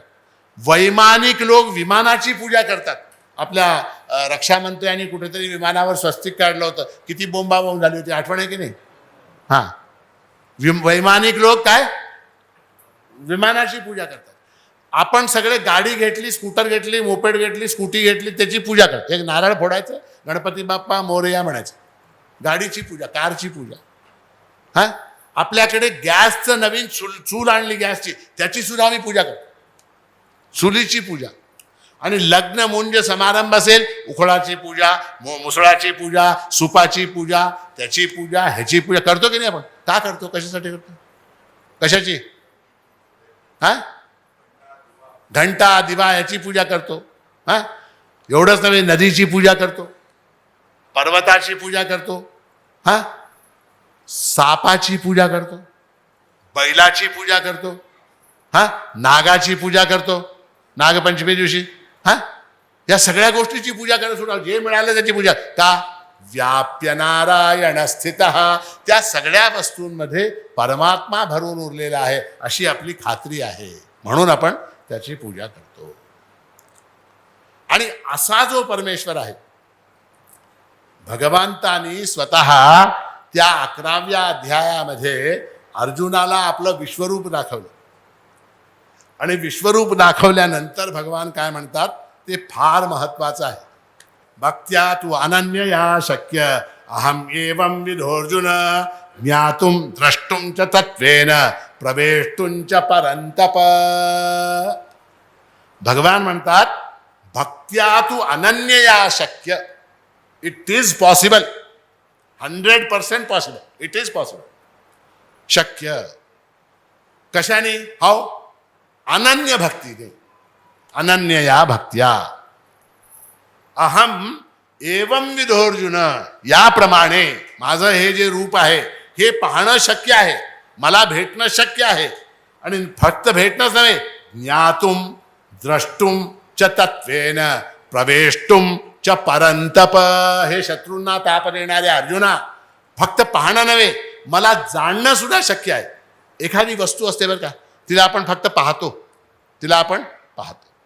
बुर्ज खलिफा, बुर्ज खलिफा, दुबईमधली ती बिल्डिंग पाहिलं, काय कळालं? ढेकळं आपल्याला पाहिलं नुसतं.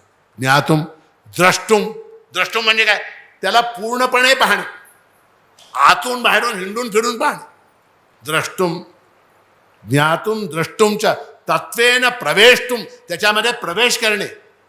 म्हणजे तो अनन्य भक्तीने तो भक्त फक्त मला पाहतच नाही, मला जाणतच नाही, तो माझ्यामध्ये प्रविष्ट होऊन जातो, माझ्यामध्ये प्रविष्ट होऊन जातो. प्रवेष्टुमच्या परंतप, हे शक्य आहे असं भगवान म्हणतात.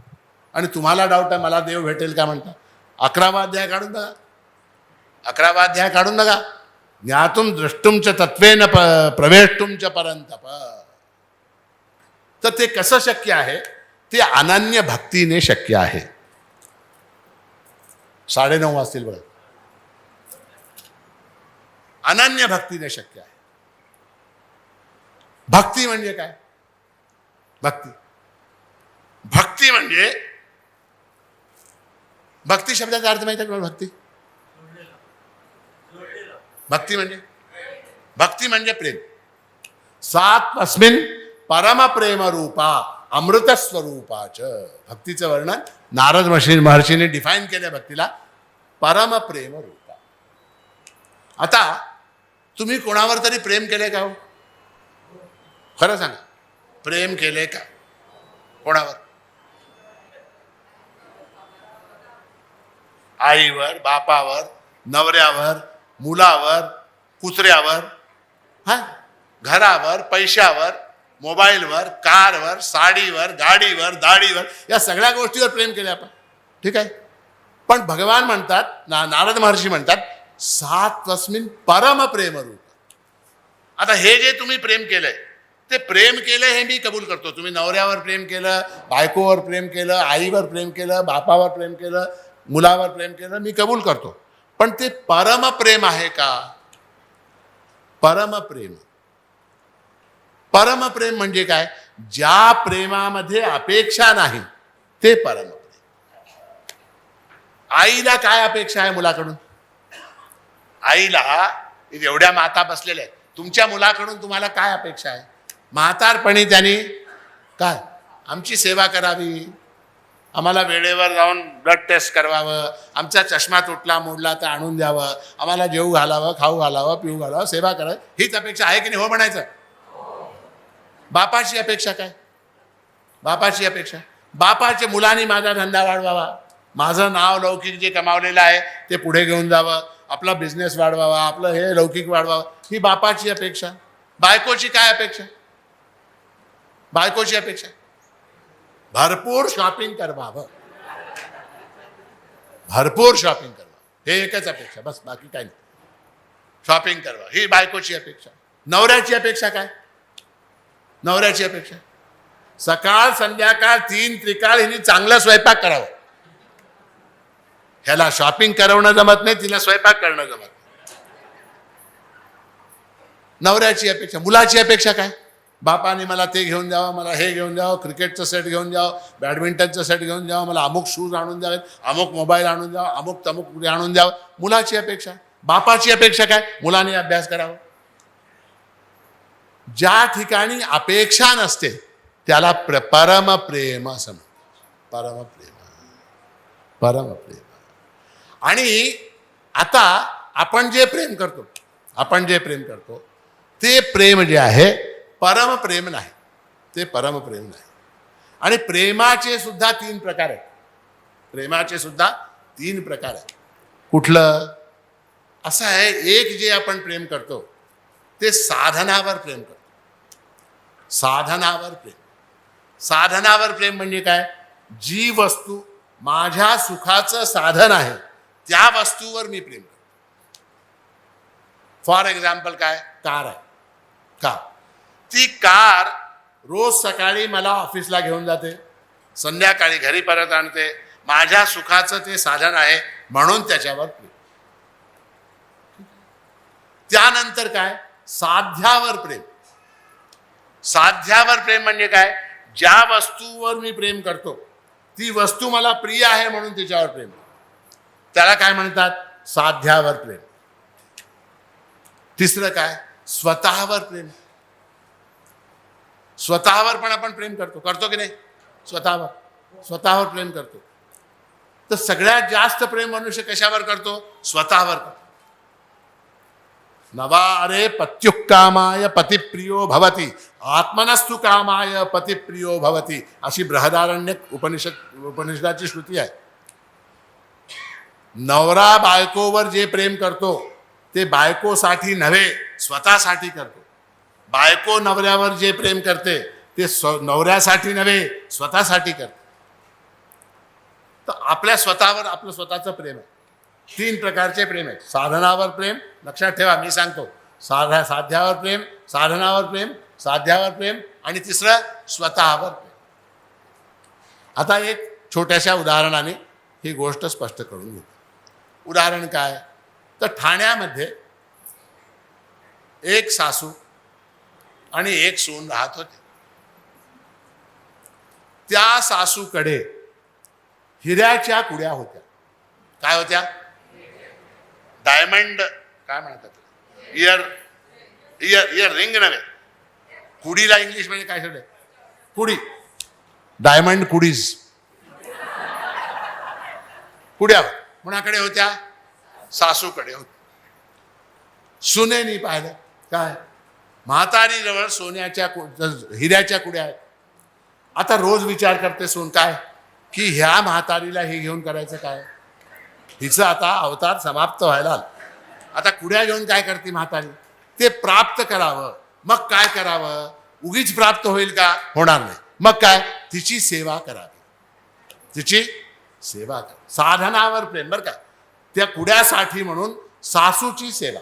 सासूबाई तुम्ही तिथं बसा, मी एसी लावते. सासूबाई तुम्ही बोर्नविटा प्या. सासूबाई तुम्ही काय चहा प्या. सासूबाई तुम्ही कॉफी प्या. सासूबाई मी पाय दाबते. सासूबाई मी हात दाबते. सासूबाई मी गळा दाबते.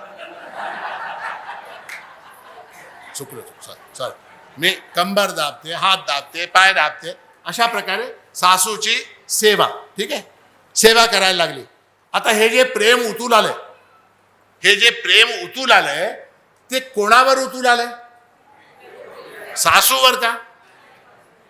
साधनावर. सासू काय आहे? साधन आहे. She is the means not the goal. She is what? Means आहे, गोल नाही. मग काय? मग चहा घ्या, कॉफी घ्या, बोर्नविटा घ्या, खिरडी करून देते, अमुक करून देते, तमुक करून देते. मग एके दिवशी सासू खुश झाली. सासू पाडव्याचा दिवस होता. सासू खुश झाली. बेटा इकडे ये म्हणाली सुनेला, आणि मला म्हातारीला हे घेऊन काय करायचं आहे? आता आजपासून हे तू घाल. देऊन टाकल्याबरोबर त्या दिवशी सासूच्या रूम मधला एसी बिघडला. त्याच दिवशी दूध फुटलं. त्याच दिवशी कॅरेट ज्यूस, टोमॅटो ज्यूस करायला तरकारीवालाच आला नाही. त्या दिवसापासून अशी विघ्न यायला लागली घरामध्ये. कॅरेट ज्यूस करायला कॅरेट नाही, मोसंबीचं ज्यूस करायला मोसंबी नाही, एसी लावावा तर करंट नाही, असं सगळं व्हायला लागलं. आता काय? आता ते प्रेम शिफ्ट झालं. कुठं झालं शिफ्ट? साध्यावर. आता काय मीन्स तर संपलं, आता गोल प्राप्त झालं. आता त्या गोलवर प्रेम आहे. आता काय त्या कुड्या घालायच्या. इकडून एक सेल्फी काढायची, इकडून एक सेल्फी काढायची आणि ती वाटेल तेवढ्या लोकांना पाठवून द्यायची फोटो. मग कोणाचे रिॲक्शन आले, कोणाचे रिॲक्शन आले ते पाहायचं आणि कोणाचं आलं नाही हे लक्षात ठेवायचं. कोणाचं आलं नाही ते महत्वाचं, ते लक्षात ठेवायचं. हा, तिला पाठवले फोटो आणि काहीच म्हणले नाही, तिच्या पोटात जळून नाही, कशाला म्हणते तिने, अशा प्रकारचा भाव. तर काय आता शिफ्ट झालं. अलमारीत ठेवायचं, पुन्हा काढून डब्यात ठेवायचं, पुन्हा घालायचं, पुन्हा ठेवायचं. आता हे काय झालं, प्रेम कुठं शिफ्ट झालं? एके दिवशी त्या कुड्या घालून ही बाई ठाण्याहून पुण्याला निघाली. रात्रीच्या वेळेला एशियाड बसमध्ये बसून रात्री निघाली आणि घाटामध्ये दरोडेखोर लोकांनी बस थांबवली, बंदुका पिस्तुला घेऊन बसमध्ये चढले आणि जिसके पास जो है निकालो म्हणाले. आता भैया भैया करायला लागले. हा, काढ नाही तर कान कापतो म्हणाला तो. काय म्हणाला? काढ नाही तर कान कापतो. कान कापतो म्हणल्यावर काढलं. म्हणजे आता प्रेम कोणावर?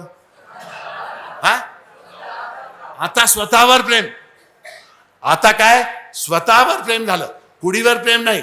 पहिले काय साधनावर प्रेम होतं, ते प्रेम शिफ्ट झालं साध्यावर. साध्यावरचं प्रेम स्वतःवर आलं. ठीक आहे. प्रेम म्हणजे भक्ती, भक्ती म्हणजे प्रेम. आपण ईश्वराची भक्ती करतो म्हणजे ईश्वरावर प्रेम करतो. ईश्वराला काय समजून तुम्ही प्रेम करता? ईश्वर माझ्या सुखाचं साधन आहे, त्याच्यामुळे मला फ्लॅट मिळेल, बायको मिळेल, मुलं मिळतील, नोकरी मिळेल, अमुक मिळेल, तमुक मिळेल, असं साधन आहे असं समजून प्रेम करता का ईश्वर हे माझं साध्य आहे असं समजून प्रेम करता का ईश्वर हे माझं स्वरूप आहे असं समजून प्रेम करता? साधन भक्ती जी आहे ती कनिष्ठ आहे, साध्य भक्ती जी आहे ती मध्यम आहे आणि स्वरूप भक्ती जी आहे ती उत्कृष्ट उत्तम आहे. तुम्ही काय म्हणून ईश्वराला समजता? कारण आपल्याला ठरवायचं आहे देव भेटेल का, देवाचं स्वरूप पहिले ठरलं पाहिजे, मग तो भेटेल की नाही पाहूया. तुम्ही काय म्हणून समजता? तर भक्त्या तू अनन्य या शक्य, अनन्य भक्ती पाहिजे. आणि अनन्य भक्तीचं उदाहरण जर कुठलं असेल तर ते कोणाचं आहे? कोणाचं आहे? अनन्य भक्ती. अनन्य भक्तीचं उदाहरण आहे राधेचं. ऐकलंय नाव? राधा. राधा राधा असं वर्णन आहे की महाभारताचं युद्ध संपलं. महाभारताचं युद्ध संपलं. 18व्या दिवशी दुर्योधनाचा वध झाला आणि युद्ध संपलं, सगळं झालं. भगवान सुद्धा द्वारकाला परत आले. युद्धस्य वार्ता रम्या अशी म्हण. घरी आले भगवान, फॅमिली मॅन, फॅमिलीमध्ये बसले. फॅमिली किती मोठी? 16,000 स्त्रिया. Tell us something about the war. You were there ना? Tell us something about the war. मग भगवंतानी वॉर बद्दल सांगायला सुरुवात केली. हिला ते सांगितलं, तिला कर्णाचा वध कसा झाला, दुर्योधनाचा वध कसा झाला, दुःशासनाचा वध कसा झाला, सगळ्या गोष्टी भगवंताने. No no, we want to see the place, we want to see the place म्हणा. कोण कोण? त्या सगळ्या राण्या. आम्हाला ते स्थळ बघायचं आहे, ते वॉर बघा. आता आपण जातो की नाही त्या ह्याला वाघा बॉर्डरला. काय आहे तिथे? वाघा बॉर्डर. काय इंडिया पाकिस्तानचं बॉर्डर आहे बघायला. तसं आता भगवान म्हणाल ठीक आहे बाबा, युद्ध संपलं होतं, सगळं थोडं हे होतं, काय वेकेशन म्हणून, पिकनिक म्हणून सगळ्या लोकांचे तिकीट बुक केले, AC फर्स्ट क्लास, आणि द्वारका टू कुरुक्षेत्र सगळ्याला घेऊन गेले. भगवंताने दाखवलं, इथं तो हत्ती मेला, इथं ते कर्णाचं वध झालं, इथं कर्णाचं रथ सापडलं होतं, मी अर्जुनाला इथं थांबून गीता सांगितली, मग इथं असं झालं, इथं द्रोणाचार्य मेले, भीष्म पितामह शरशईवर इथं पडलेले होते. सगळं काही दाखवलं, सगळं बघितलं. आणि त्या ठिकाणी अजूनही सूरजकुंड म्हणून एक स्थान आहे, सूर्यकुंड म्हणतात. आता फार मोठं रिसॉर्ट आहे तिथं हरियाणामध्ये, सूरजकुंड. त्या सूरजकुंडाच्या ठिकाणी सगळे लोक आले. ठीक आहे. आता काय? आता लंच टाइम. लंच काय? तर ज्या त्या लोकांनी गुजरातहून आले होते, फेफडा आणि तुमचं काय थेपला, हा, आणि हा उंजिया, अमुक तमुक काय काय राण्या गुजरातच्या घेऊन आल्या होत्या. मग ते सगळं काढून सगळ्यांनी खाल्लं. यू टेक ना म्हणून सगळ्यांनी एक दुसऱ्याला खाऊन टाकल्यानंतर भगवंतांनी सुद्धा थोडंसं खाल्लं, ठेपला खाल्ला आणि मग थोडं विश्रांतीसाठी भगवान पहुडले. बरं का, पहुडले. कसं पहुडले तर यशोदाच्या मांडीवर डोकं ठेवलं, आईच्या मांडीवर डोकं ठेवलं, राधेच्या मांडीवर पाय ठेवले, झोपले. राधेच्या मांडीवर पाय ठेवले, यशोदेच्या मांडीवर डोकं ठेवलं आणि भगवान झोपला. आता सगळ्या मॅनेजमेंटची जिम्मेदारी सगळ्यात मोठ्या ज्या राणीसाहेब होत्या, राणी सरकार रुक्मिणी, त्यांच्यावर सगळी जिम्मेदारी. अगं तू खाल्लीस की नाही, ते डबे भरून ठेव, त्याला झाकण लाव, ते पुन्हा बांधून ठेव, तसं कर, असं कर, सगळ्या इन्स्ट्रक्शन्स द्यायचं काम त्यांचं. ते मोठ्या राणीसाहेब असं करत करत करत राणीसाहेब रुक्मिणीबाई साहेब त्या ठिकाणी आल्या. त्यांना पाहताच 15,999 राण्या उठून उभ्या राहिल्या. का त्या ज्येष्ठ आहेत, सिनियर मोस्ट आहेत, त्यांचा मान राखला. भट्ट राणी आहेत, मान राखला पाहिजे म्हणून सगळ्या बायका उठल्या. यशोदा उठण्याचं काही कारण आहे का? काही नाही, सासू आहे, कशाला उठते? यशोदा बसून राहिली. राधा कोण? लग्नाची बायको सुद्धा नाही. आता तिचे पाय मांडीवर आहेत, पाय सरकवले तर झोप मोड होते. उठावं की नाही हा संभ्रम. राधा उठली नाही. राधा उठली नाही हे पाहिल्याबरोबर रुक्मिणीला काय झालं? भयंकर संताप चढला, भयंकर संताप. ते असं आहे, बायकोला चढलेला संताप नवऱ्या झोपेत सुद्धा ओळखतो. आणि ते तर अंतर्यामी असो नसो आपल्याला सुद्धा कळता येईल राग आल्याने. झोपेमध्ये सुद्धा कळतंय की नाही? हो म्हणायचं. भगवंताला समजलं काय? रुक्मिणीला राग आलाय, संताप आला. आता काय करावं? आता परिस्थिती आउट ऑफ कंट्रोल व्हायच्या अगोदर पॅकअप करावं आणि संध्याकाळच्या ट्रेननी आपण द्वारकेला निघावं. पॅकअप म्हणाले, सगळं पॅकअप केलं. मग द्वारकेला गेले. द्वारकेला जाऊन पोचले. द्वारकेला पोचल्यानंतर भगवंताच्या पोटामध्ये अचानक भयंकर वेदना व्हायला लागली. काहीतरी फूड पॉयझनिंग झालं असेल किंवा वॉटर कंटॅमिनेशन झालं असेल, काहीतरी हरियाणाला जाऊन आले, काहीतरी होणारच. थोडे 2-3 दिवसामध्ये पोट भयंकर हाय हाय हाय करायला लागले. अन्न पाणी सोडून टाकलं आणि रूम मध्ये ओरडायचं, कुणाला प्रवेश नाही, दार लावलेलं आणि आतून वेदना भयंकर व्हायला लागल्या. मग ते डॉक्टर आले, अमुक डॉक्टर हेरूरला बोलावलं, डॉक्टर जोशीना बोलावलं, त्यांना बोलावलं, ह्यांना स्टेथोस्कोप लावला, इंडोस्कोपी केले, टेस्कोपी केली, काही केलं तरी त्याचं काही डायग्नोसिस होईल. वेदना मात्र खूप व्हायला, भयंकर वेदना व्हायला लागल्या. आता काय करावं? देवऋषी नारद, त्यांना समजलं ह्यांचं काहीतरी स्टमक अपसेट आहे, काय आहे काय नाही, काय म्हणतात गॉल ब्लॅडरचा प्रॉब्लेम आहे, काय आहे. तर बघायला नारद आले. नारदाला आल्यानंतर भगवंताने नारदाला आत बोलावलं रूममध्ये, दार बंद कर म्हणाले. नारदाने विचारलं, भगवान हे काय नाटक चालवलं, काय चाललंय? म्हणाले गप्प बैस तू. आणि त्याला काहीतरी सांगितलं, कानमंत्र दिला. नारद बाहेर गेला. जसं नारद बाहेर गेला, सगळ्या त्या राण्या वगैरे ते दाखवतात ना सिनेमामध्ये, ऑपरेशन थिएटरवरून डॉक्टर बाहेर येतो,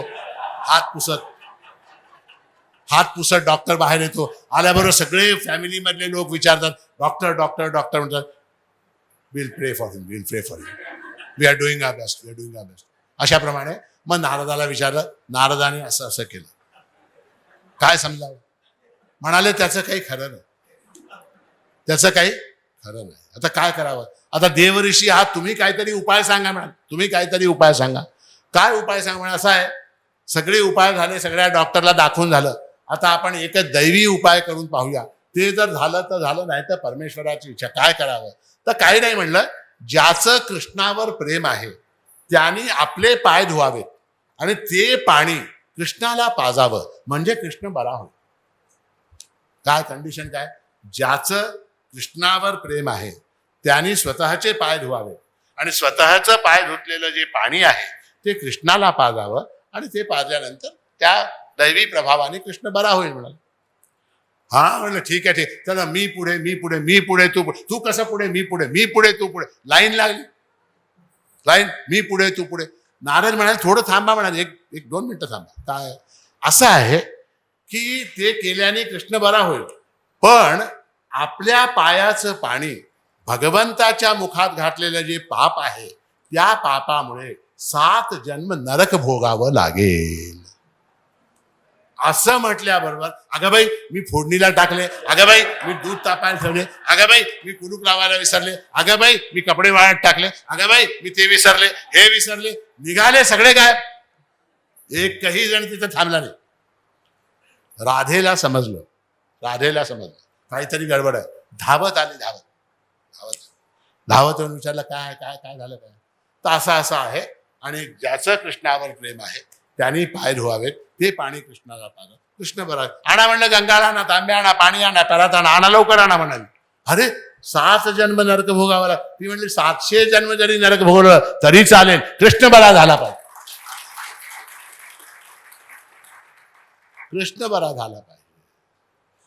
तर याला म्हणतात अनन्य प्रेम. अनन्य प्रेम.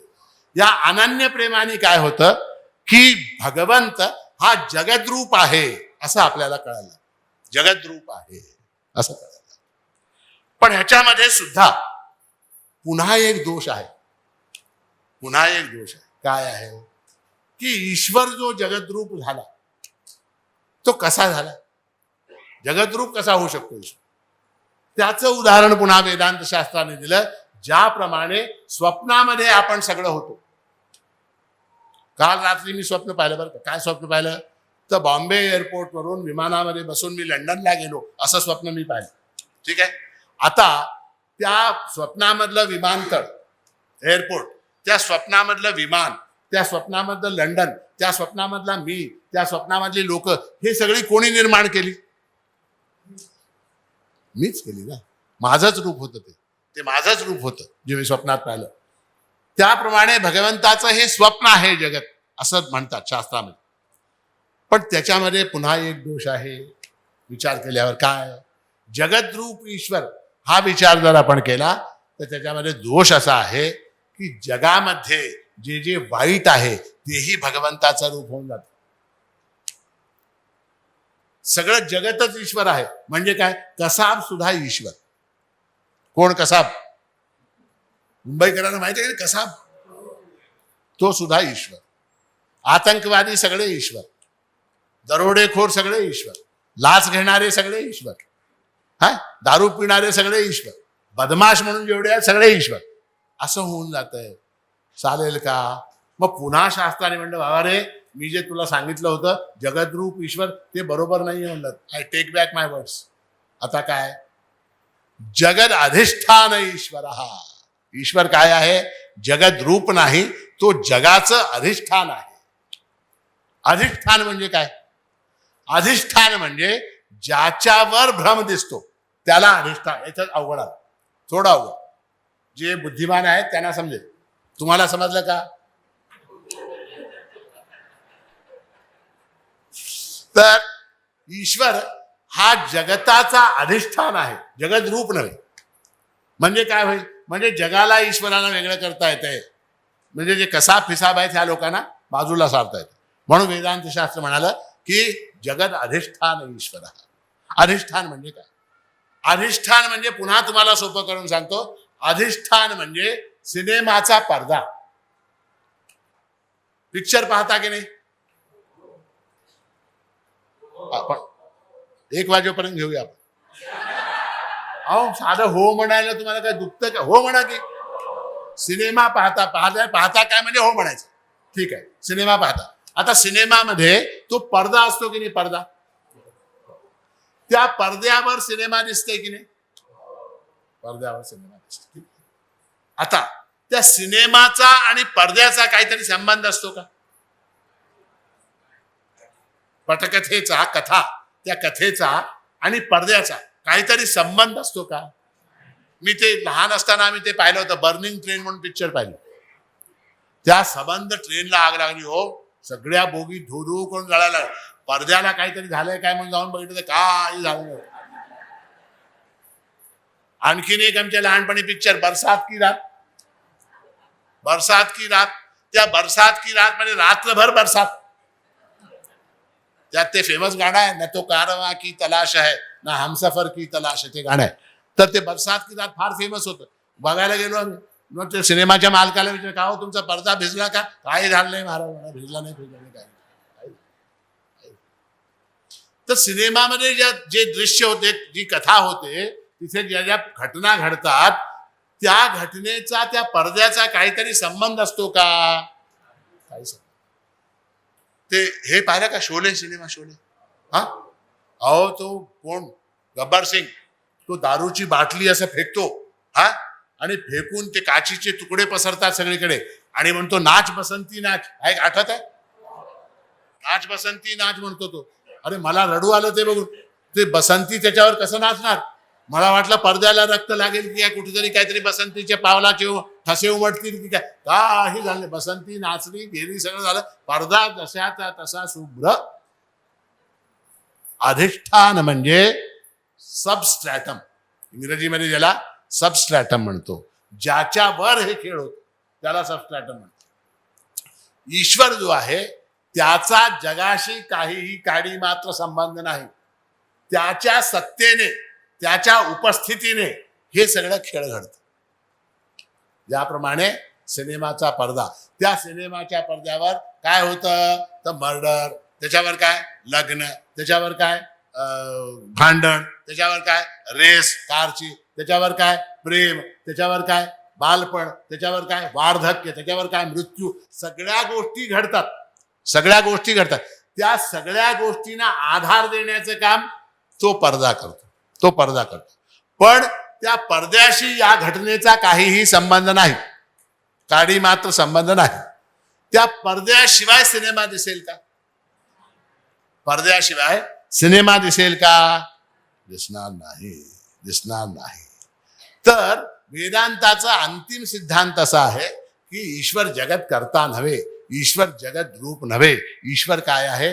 जगत अधिष्ठान आहे, जगत अधिष्ठान आहे. आता जगत अधिष्ठान म्हणजे जगतामध्ये मी आलो की नाही? जगतामध्ये मी आलो की नाही? I am a part and parcel of this जगत. मी या जगताचा एक अभिन्न असा अंग आहे. तर माझं अधिष्ठान काय?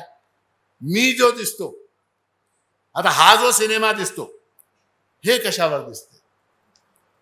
हे कशावर दिसते? तर हे सुद्धा परमेश्वराच्या अधिष्ठानावरच दिसतं. प्रमाण काय? अहम आत्मा गुडाकेश सर्वभूताशय स्थितः. 10व्या अध्यायामध्ये भगवंतानी आपल्या विभूती सांगितलेल्या आहेत, आपलं स्वरूप सांगितलेलं आहे. आणि त्या ठिकाणी झालं 10 मिनिटात. ते माझ्याकडे बघत असतात ना, मला टोचल्यासारखं होतं. ते महाभारताच्या पिक्चर मध्ये दाखवतात ना, जुई करून बाण, सुई. ते देशपांडे आणि तो आपला चौबळ इकडे असं असं बघत असतात, ते बाण येऊन मला टोचतात.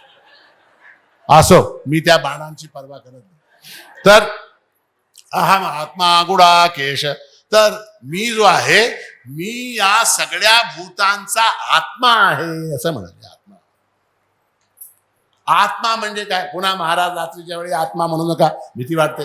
आत्मा म्हणजे काय? आत्मा म्हणजे तुमच्यामध्ये बसून जो मी म्हणतो तो आत्मा. तुमच्यामध्ये बसून मी म्हणतो. तुम्ही काय करता? माझ्याशी जेव्हा बोलता तेव्हा तू म्हणता, त्याच्याबद्दल बोलता तेव्हा तो म्हणता, पण स्वतःचा उल्लेख मी म्हणूनच करता. करता की नाही? हो म्हणायचं. हा, आता हे शेवटचं 2-3दा हो म्हणलं की संपून जात. मी म्हणता की नाही? बायका सुद्धा स्वतःला मी म्हणतात, पुरुष सुद्धा स्वतःला मी म्हणतात, मुलं सुद्धा स्वतःला मी म्हणतात, म्हातारे सुद्धा स्वतःला मी म्हणतात. ठीक आहे, म्हणजे तो मी हे कॉमन आहे की नाही आपल्या सगळ्यामध्ये? सगळ्यामध्ये मी कॉमन आहे. ठीक आहे, तो मी म्हणणारा कोण आपल्यामध्ये? आपल्यामध्ये मी म्हणणारा कोण? शरीराला बोलता येते का? शरीराला बोलता येत नाही. शरीराला का बोलता येत नाही? शरीराला जर बोलता आलं असतं तर चितेवर ठेवलेलं प्रेत काय म्हणालं असतं? मला जाणू नका असं म्हणालं असतं. ते थँक गॉड तसं म्हणत नाही ते, नाही तर पंचायत झाली असते आपली. मला जाणू नका असं म्हणतंय काय? कोण म्हणतो? चेतन असा जो मी आहे तो मी म्हणतो मला मारू नका, मला खाऊ घाला, मी खातो, मी चालतो, मी बोलतो, मी हसतो, मी रडतो, याप्रमाणे मी शब्दाचा उपयोग करतो. तो मी जो आहे, मी म्हणणारा माझ्यामध्ये बसलेला परमात्मा आहे. तो माझ्यामध्ये बसलेला परमात्मा आहे. आणि याची ग्वाही भगवंताने 10व्या अध्यायामध्ये फार सुंदर रीतीने दिलेली आहे. काय म्हणतात? यद्यद विभूतिमत सत्वम श्रीमदूर्जितमेव वा तत्तदेवावगच्छत्वम मम तेजोंश संभवम. ज्या ज्या ठिकाणी तू काहीतरी विभूती पाहशील, यद्यद विभूतिमत, जे जे विभूतिमत आहे, विभूतिमत म्हणजे काय? जिथे कीर्ती आहे, श्री आहे, यश आहे, लक्ष्मी आहे, धन आहे, तेज आहे, असं जे काही तू पाहशील ते सगळं माझं रूप आहे. यद्यद विभूतिमत सत्वम श्रीमत. श्रीमत म्हणजे काय? जिथे कांती आहे, लक्ष्मी आहे, तेज आहे. ऊर्जित म्हणजे जिथे उन्नतीची अवस्था आहे, असं सगळं जे काही तू पाहशील, तत्तदेवावगच्छत्वम, त्या सगळ्याला तू काय समजायचं? मम तेजोंश संभव, ते माझ्या तेजाचा आविष्कार आहे. माझ्या तेजाचा आविष्कार आहे. आता बघा, तुमच्यामध्ये तेज आहे की नाही? तुमच्यामध्ये श्रीमत्ता आहे की नाही? ऊर्जित अवस्था आहे की नाही? विभूतिमत्व आहे की नाही? आहे. तुम्ही चालता, तुम्ही बोलता, तुम्ही हसता, तुमच्यामध्ये बुद्धी आहे, तुम्ही कॅल्क्युलेशन करता, तुम्ही नोकरी करता, धंदा करता, व्यापार करता, एवढं सगळं तुम्ही सगळं करता. तुमच्यामध्ये ते गुण आहे की नाही? आहे की नाही? हो म्हणायचं. अरे शेवटचं, अरे असं केलं तर 12 वाजता हो म्हण. हा, तर काय ते आहे की नाही? रूप आहे की नाही तुमच्यामध्ये? तुम्ही स्वतःला रूपवान समजता की नाही? समजता. स्वतःला बुद्धिमान समजता की नाही? समजा. एक कसं आहे बघा, कसं आहे भगवंताची योजना कशी आहे बघा. मी एखाद्या माणसाला असं म्हणाल, हा निर्बुद्ध आहे, हा मूर्ख आहे, असं म्हणलं तर तुम्हाला आवडेल का? हा, किंवा एखाद्या बाईला तू कुरूप आहेस असं म्हणाल, आवडेल का? का आवडणार? का? कधी विचार केला का आवडणार? त्याचं कारण असं आहे की मुळात आपण मूर्ख नाहीत, मुळात आपण कुरूप नाहीत. आपल्यामध्ये ईश्वराचं तेज आहे. ईश्वराचं तेज आहे आपल्यामध्ये. आपण कुरूप कुठले? आपण मूर्ख कुठले? आपण बघा, भगवंत म्हणाले की बीजम माम सर्वभूतानां विद्धि पार्थ सनातनम बुद्धिर्बुद्धिमतामस्मी तेजस्तेजस्विनामहम. आपल्या स्वरूपाचं वर्णन करतात. बुद्धिर्बुद्धिमतामस्मी, बुद्धिवानांमध्ये जी बुद्धी आहे ते माझं रूप आहे.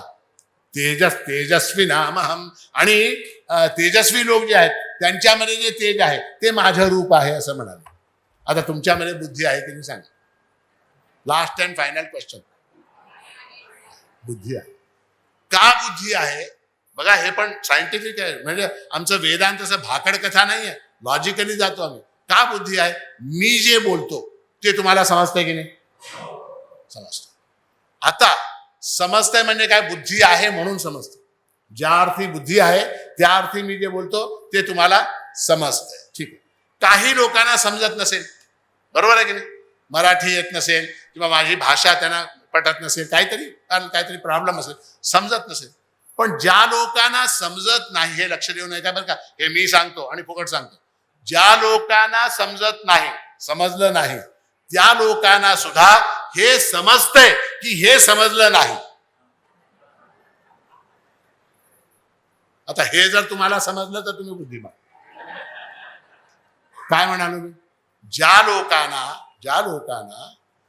हे समजत नाही, काय हे प्रवचन, ज्या लोकांना समजत नाही त्या लोकांना कमीत कमी एवढं तरी समजतं की हे मला समजत नाही, हे मला समजत नाही.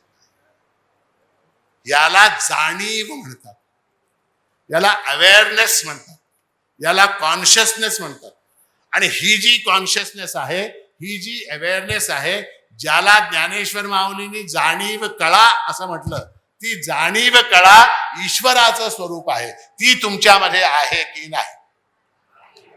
ती तुमच्यामध्ये आहे. ती तुमच्यामध्ये आहे. भगवंतानी अनेक ठिकाणी अनेक दाखले अनेक प्रमाण दिलेले आहेत. मत्त परतरम नान्यत किंचिदस्ति धनंजय मयि सर्वमिदं प्रोतं सूत्रे मणिगणाइव. माझ्यापेक्षा मला सोडून या जगात दुसरं काही नाही. मत्त परतरम नान्य, अन्य काही नाही. मयि सर्वमिदं प्रोतं, मी सगळ्यामध्ये अनुस्यूत आहे. माझ्यामध्ये हे सगळं अनुस्यूत आहे. मयि सर्वमिदं प्रोतं सूत्रे मणिगणाइव. आता ज्याप्रमाणे माळ असते, माळ माळ त्या माळेमधले मणी दिसतात की नाही तुम्हाला? आता होच बॅटरी कमी झाली. माळेमधले मणी दिसतात की नाही? धागा दिसतो का? ज्या अर्थी तो धागा दिसत नाही त्या अर्थी त्या माळेमध्ये धागा नाही असं मी म्हणालो तर चालेल का? का चालणार नाही?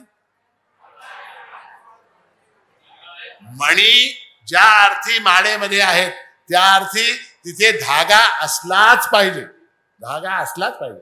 आणि भगवान म्हणतात तो धागा मी आहे.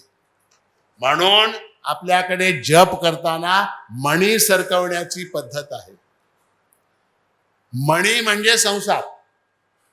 मणी म्हणजे काय? ही मणी काय? ही मणी आई, ही मणी बाप, ही मणी बायको, ही मणी कार, ही मणी अलमारी, ही मणी टेप रेकॉर्डर, ही मणी फ्रीज, ही मणी टीव्ही, ही मणी काय वॉशिंग मशीन, ही मणी अडोसी पडोसी अमका तमका डमका 108 झाले.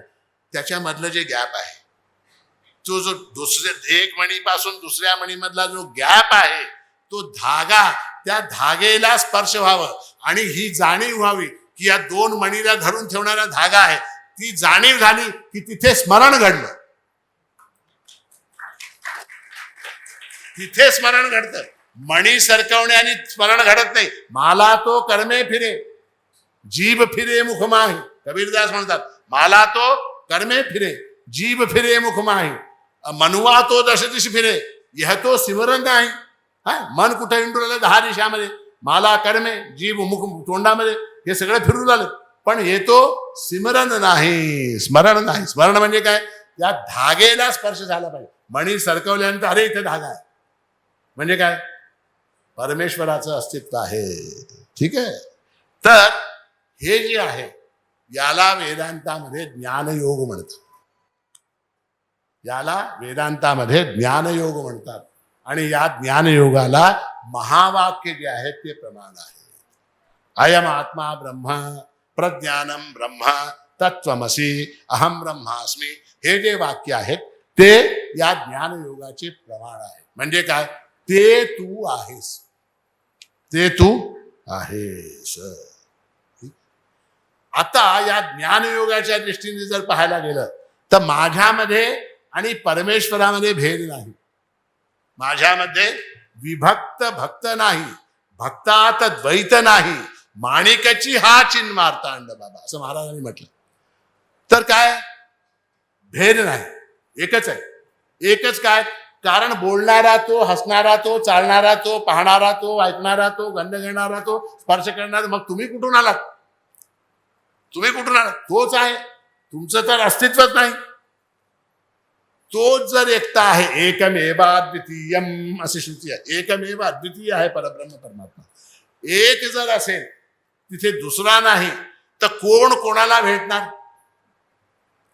कोण कोणाला भेटणार? भेटण्यासाठी 2 व्यक्ती पाहिजेत. भेटण्यासाठी द्वैत पाहिजे. 2 व्यक्ती पाहिजेत. 2 लोक असतील तर भेटतील. एकटाच असला तर भेटणार कसं? तुम्ही स्वतःच्या खांद्यावर बसू शकता का?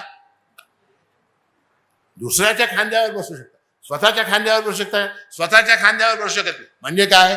म्हणजे अद्वैताच्या दृष्टीने जर पाहायला गेलं, ज्ञानयोगाच्या दृष्टीने जर पाहायला गेलं तर जगत अधिष्ठान रूपी जो ब्रह्म आहे तो आपल्याला केव्हाही भेटणार नाही, कधीही भेटणार नाही, काही केल्या भेटणार नाही.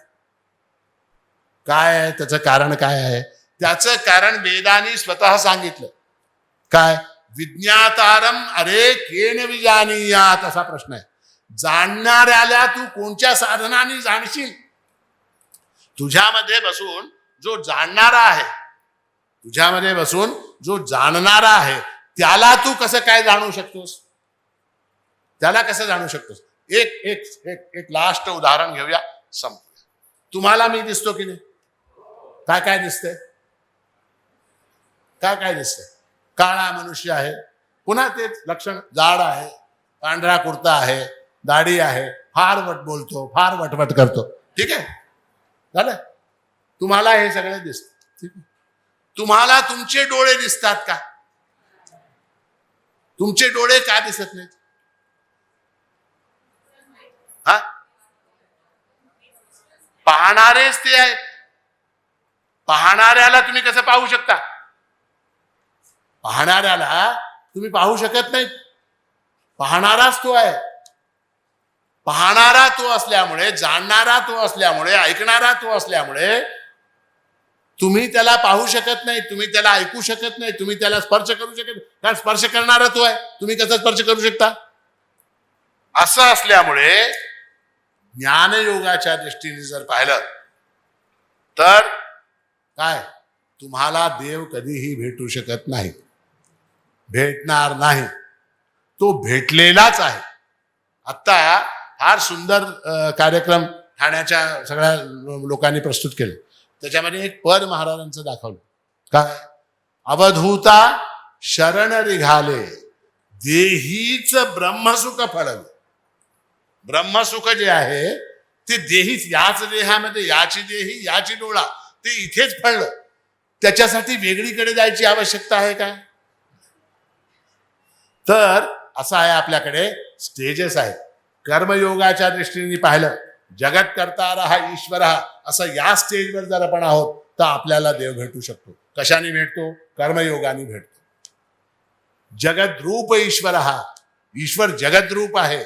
अशाप्रमाणे भक्तियोगाने त्याची उपासना केली तरी देव भेटतो.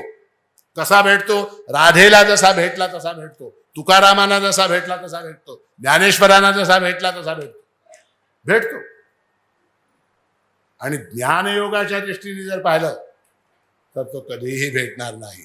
तर तुमच्या प्रश्नाचं उत्तर काय? देव मला देव भेटेल का? हो हो नाही,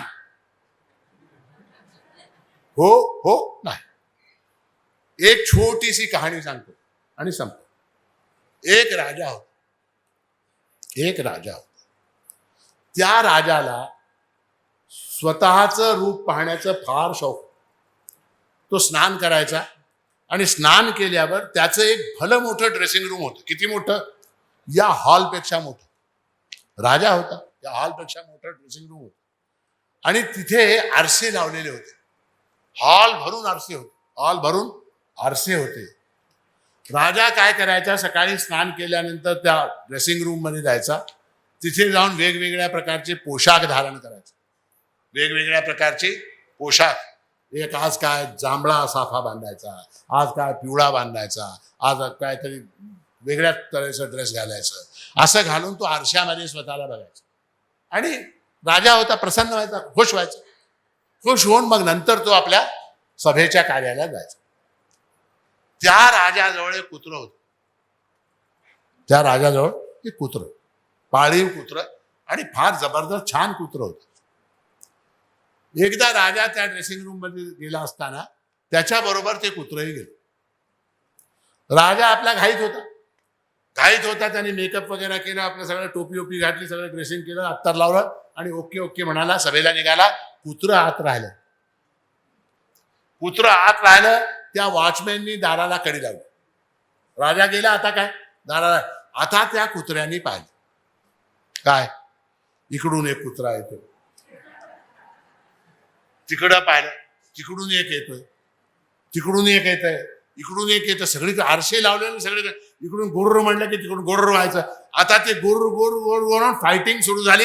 आता त्या कुत्र्यांनी त्याच्यावर हल्ला कर, त्या आरशाला मार, ह्या आरशाला आदळा आपट करून टाकली. रक्तबंबाळ झाला आणि तो कुत्रा त्या ड्रेसिंग रूम मध्ये मेला. नंतर राजाला समजली वार्ता. असं ड्रेसिंग रूम मध्ये गडबड झाली. राजा पाहायला आला. त्याने पाहिलं, रक्तबंबाळ झालं कुत्रं, आरशावर सगळीकडे रक्त.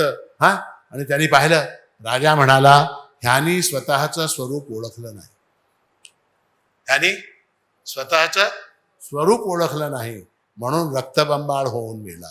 कोण? राजा. काय? राजा आपल्या स्वरूपाला ओळखत होता, आरशामध्ये पाहत होता. आज काय? आज पिवळी पगडी, उद्या काय? मोदीजी घालतात ना वेगवेगळ्या पगड्या, ज्या स्टेटमध्ये गेले तिथली पगडी घालतात. तसंच आज काय ही पगडी, उद्या काय पुणेरी पगडी, ती पगडी, गुजराती पगडी, बडोद्याची पगडी, अशा पगड्या. तर पगड्या वगड्या घालून राजा बघायचा स्वतः. राजा स्वतःच्या स्वरूपाला ओळखत होता, कुत्र ओळखत नव्हता. तर स्वरूपाला जर आपण जाणलं तर ते देवाला भेटल्यासारखंच आहे. हो, स्वरूपाला जाणणे म्हणजे काय? स्वरूपा तुम्ही महाराजांनी म्हटलंय, शरणजा बोध चिन्मार्तान स्वरूपा पूर्ण तुम्ही जाणा, स्वरूपा पूर्ण तुम्ही जाणा. तर भेटायचं जर असेल तर स्वतःच स्वतःला भेटावं लागेल. आपणाची गाऊ द्याऊ, हेच गीत आम्ही गाऊ निशिली. आपणाची भेटू, आपणाची गाऊ. तर काय आहे, ज्ञानयोगाच्या दृष्टीने जर पाहिलं तर देव तुम्हाला कधीही भेटणार नाही. तो कशा स्वरूपात भेटेल? स्वरूपाच्या स्वरूपात भेटेल. तो दृश्य म्हणून कधीही भेटणार नाही, तो नेहमी द्रष्टा म्हणूनच भेटेल. तो दृष्टा तुम्ही आहात. तर ज्ञानयोगाच्या दृष्टीने जर पाहिलं तर तुम्हाला देव भेटणार नाही. भक्तियोगाच्या दृष्टीने पाहिलं भेटेल, कर्मयोगाच्या दृष्टीने पाहिलं भेटेल, स्मरणाच्या दृष्टीने पाहिलं भेटेल. तो तुम्हाला भेटतो असा आशीर्वाद देऊन आजच्या ह्या प्रवचनाला इथे विराम देतो.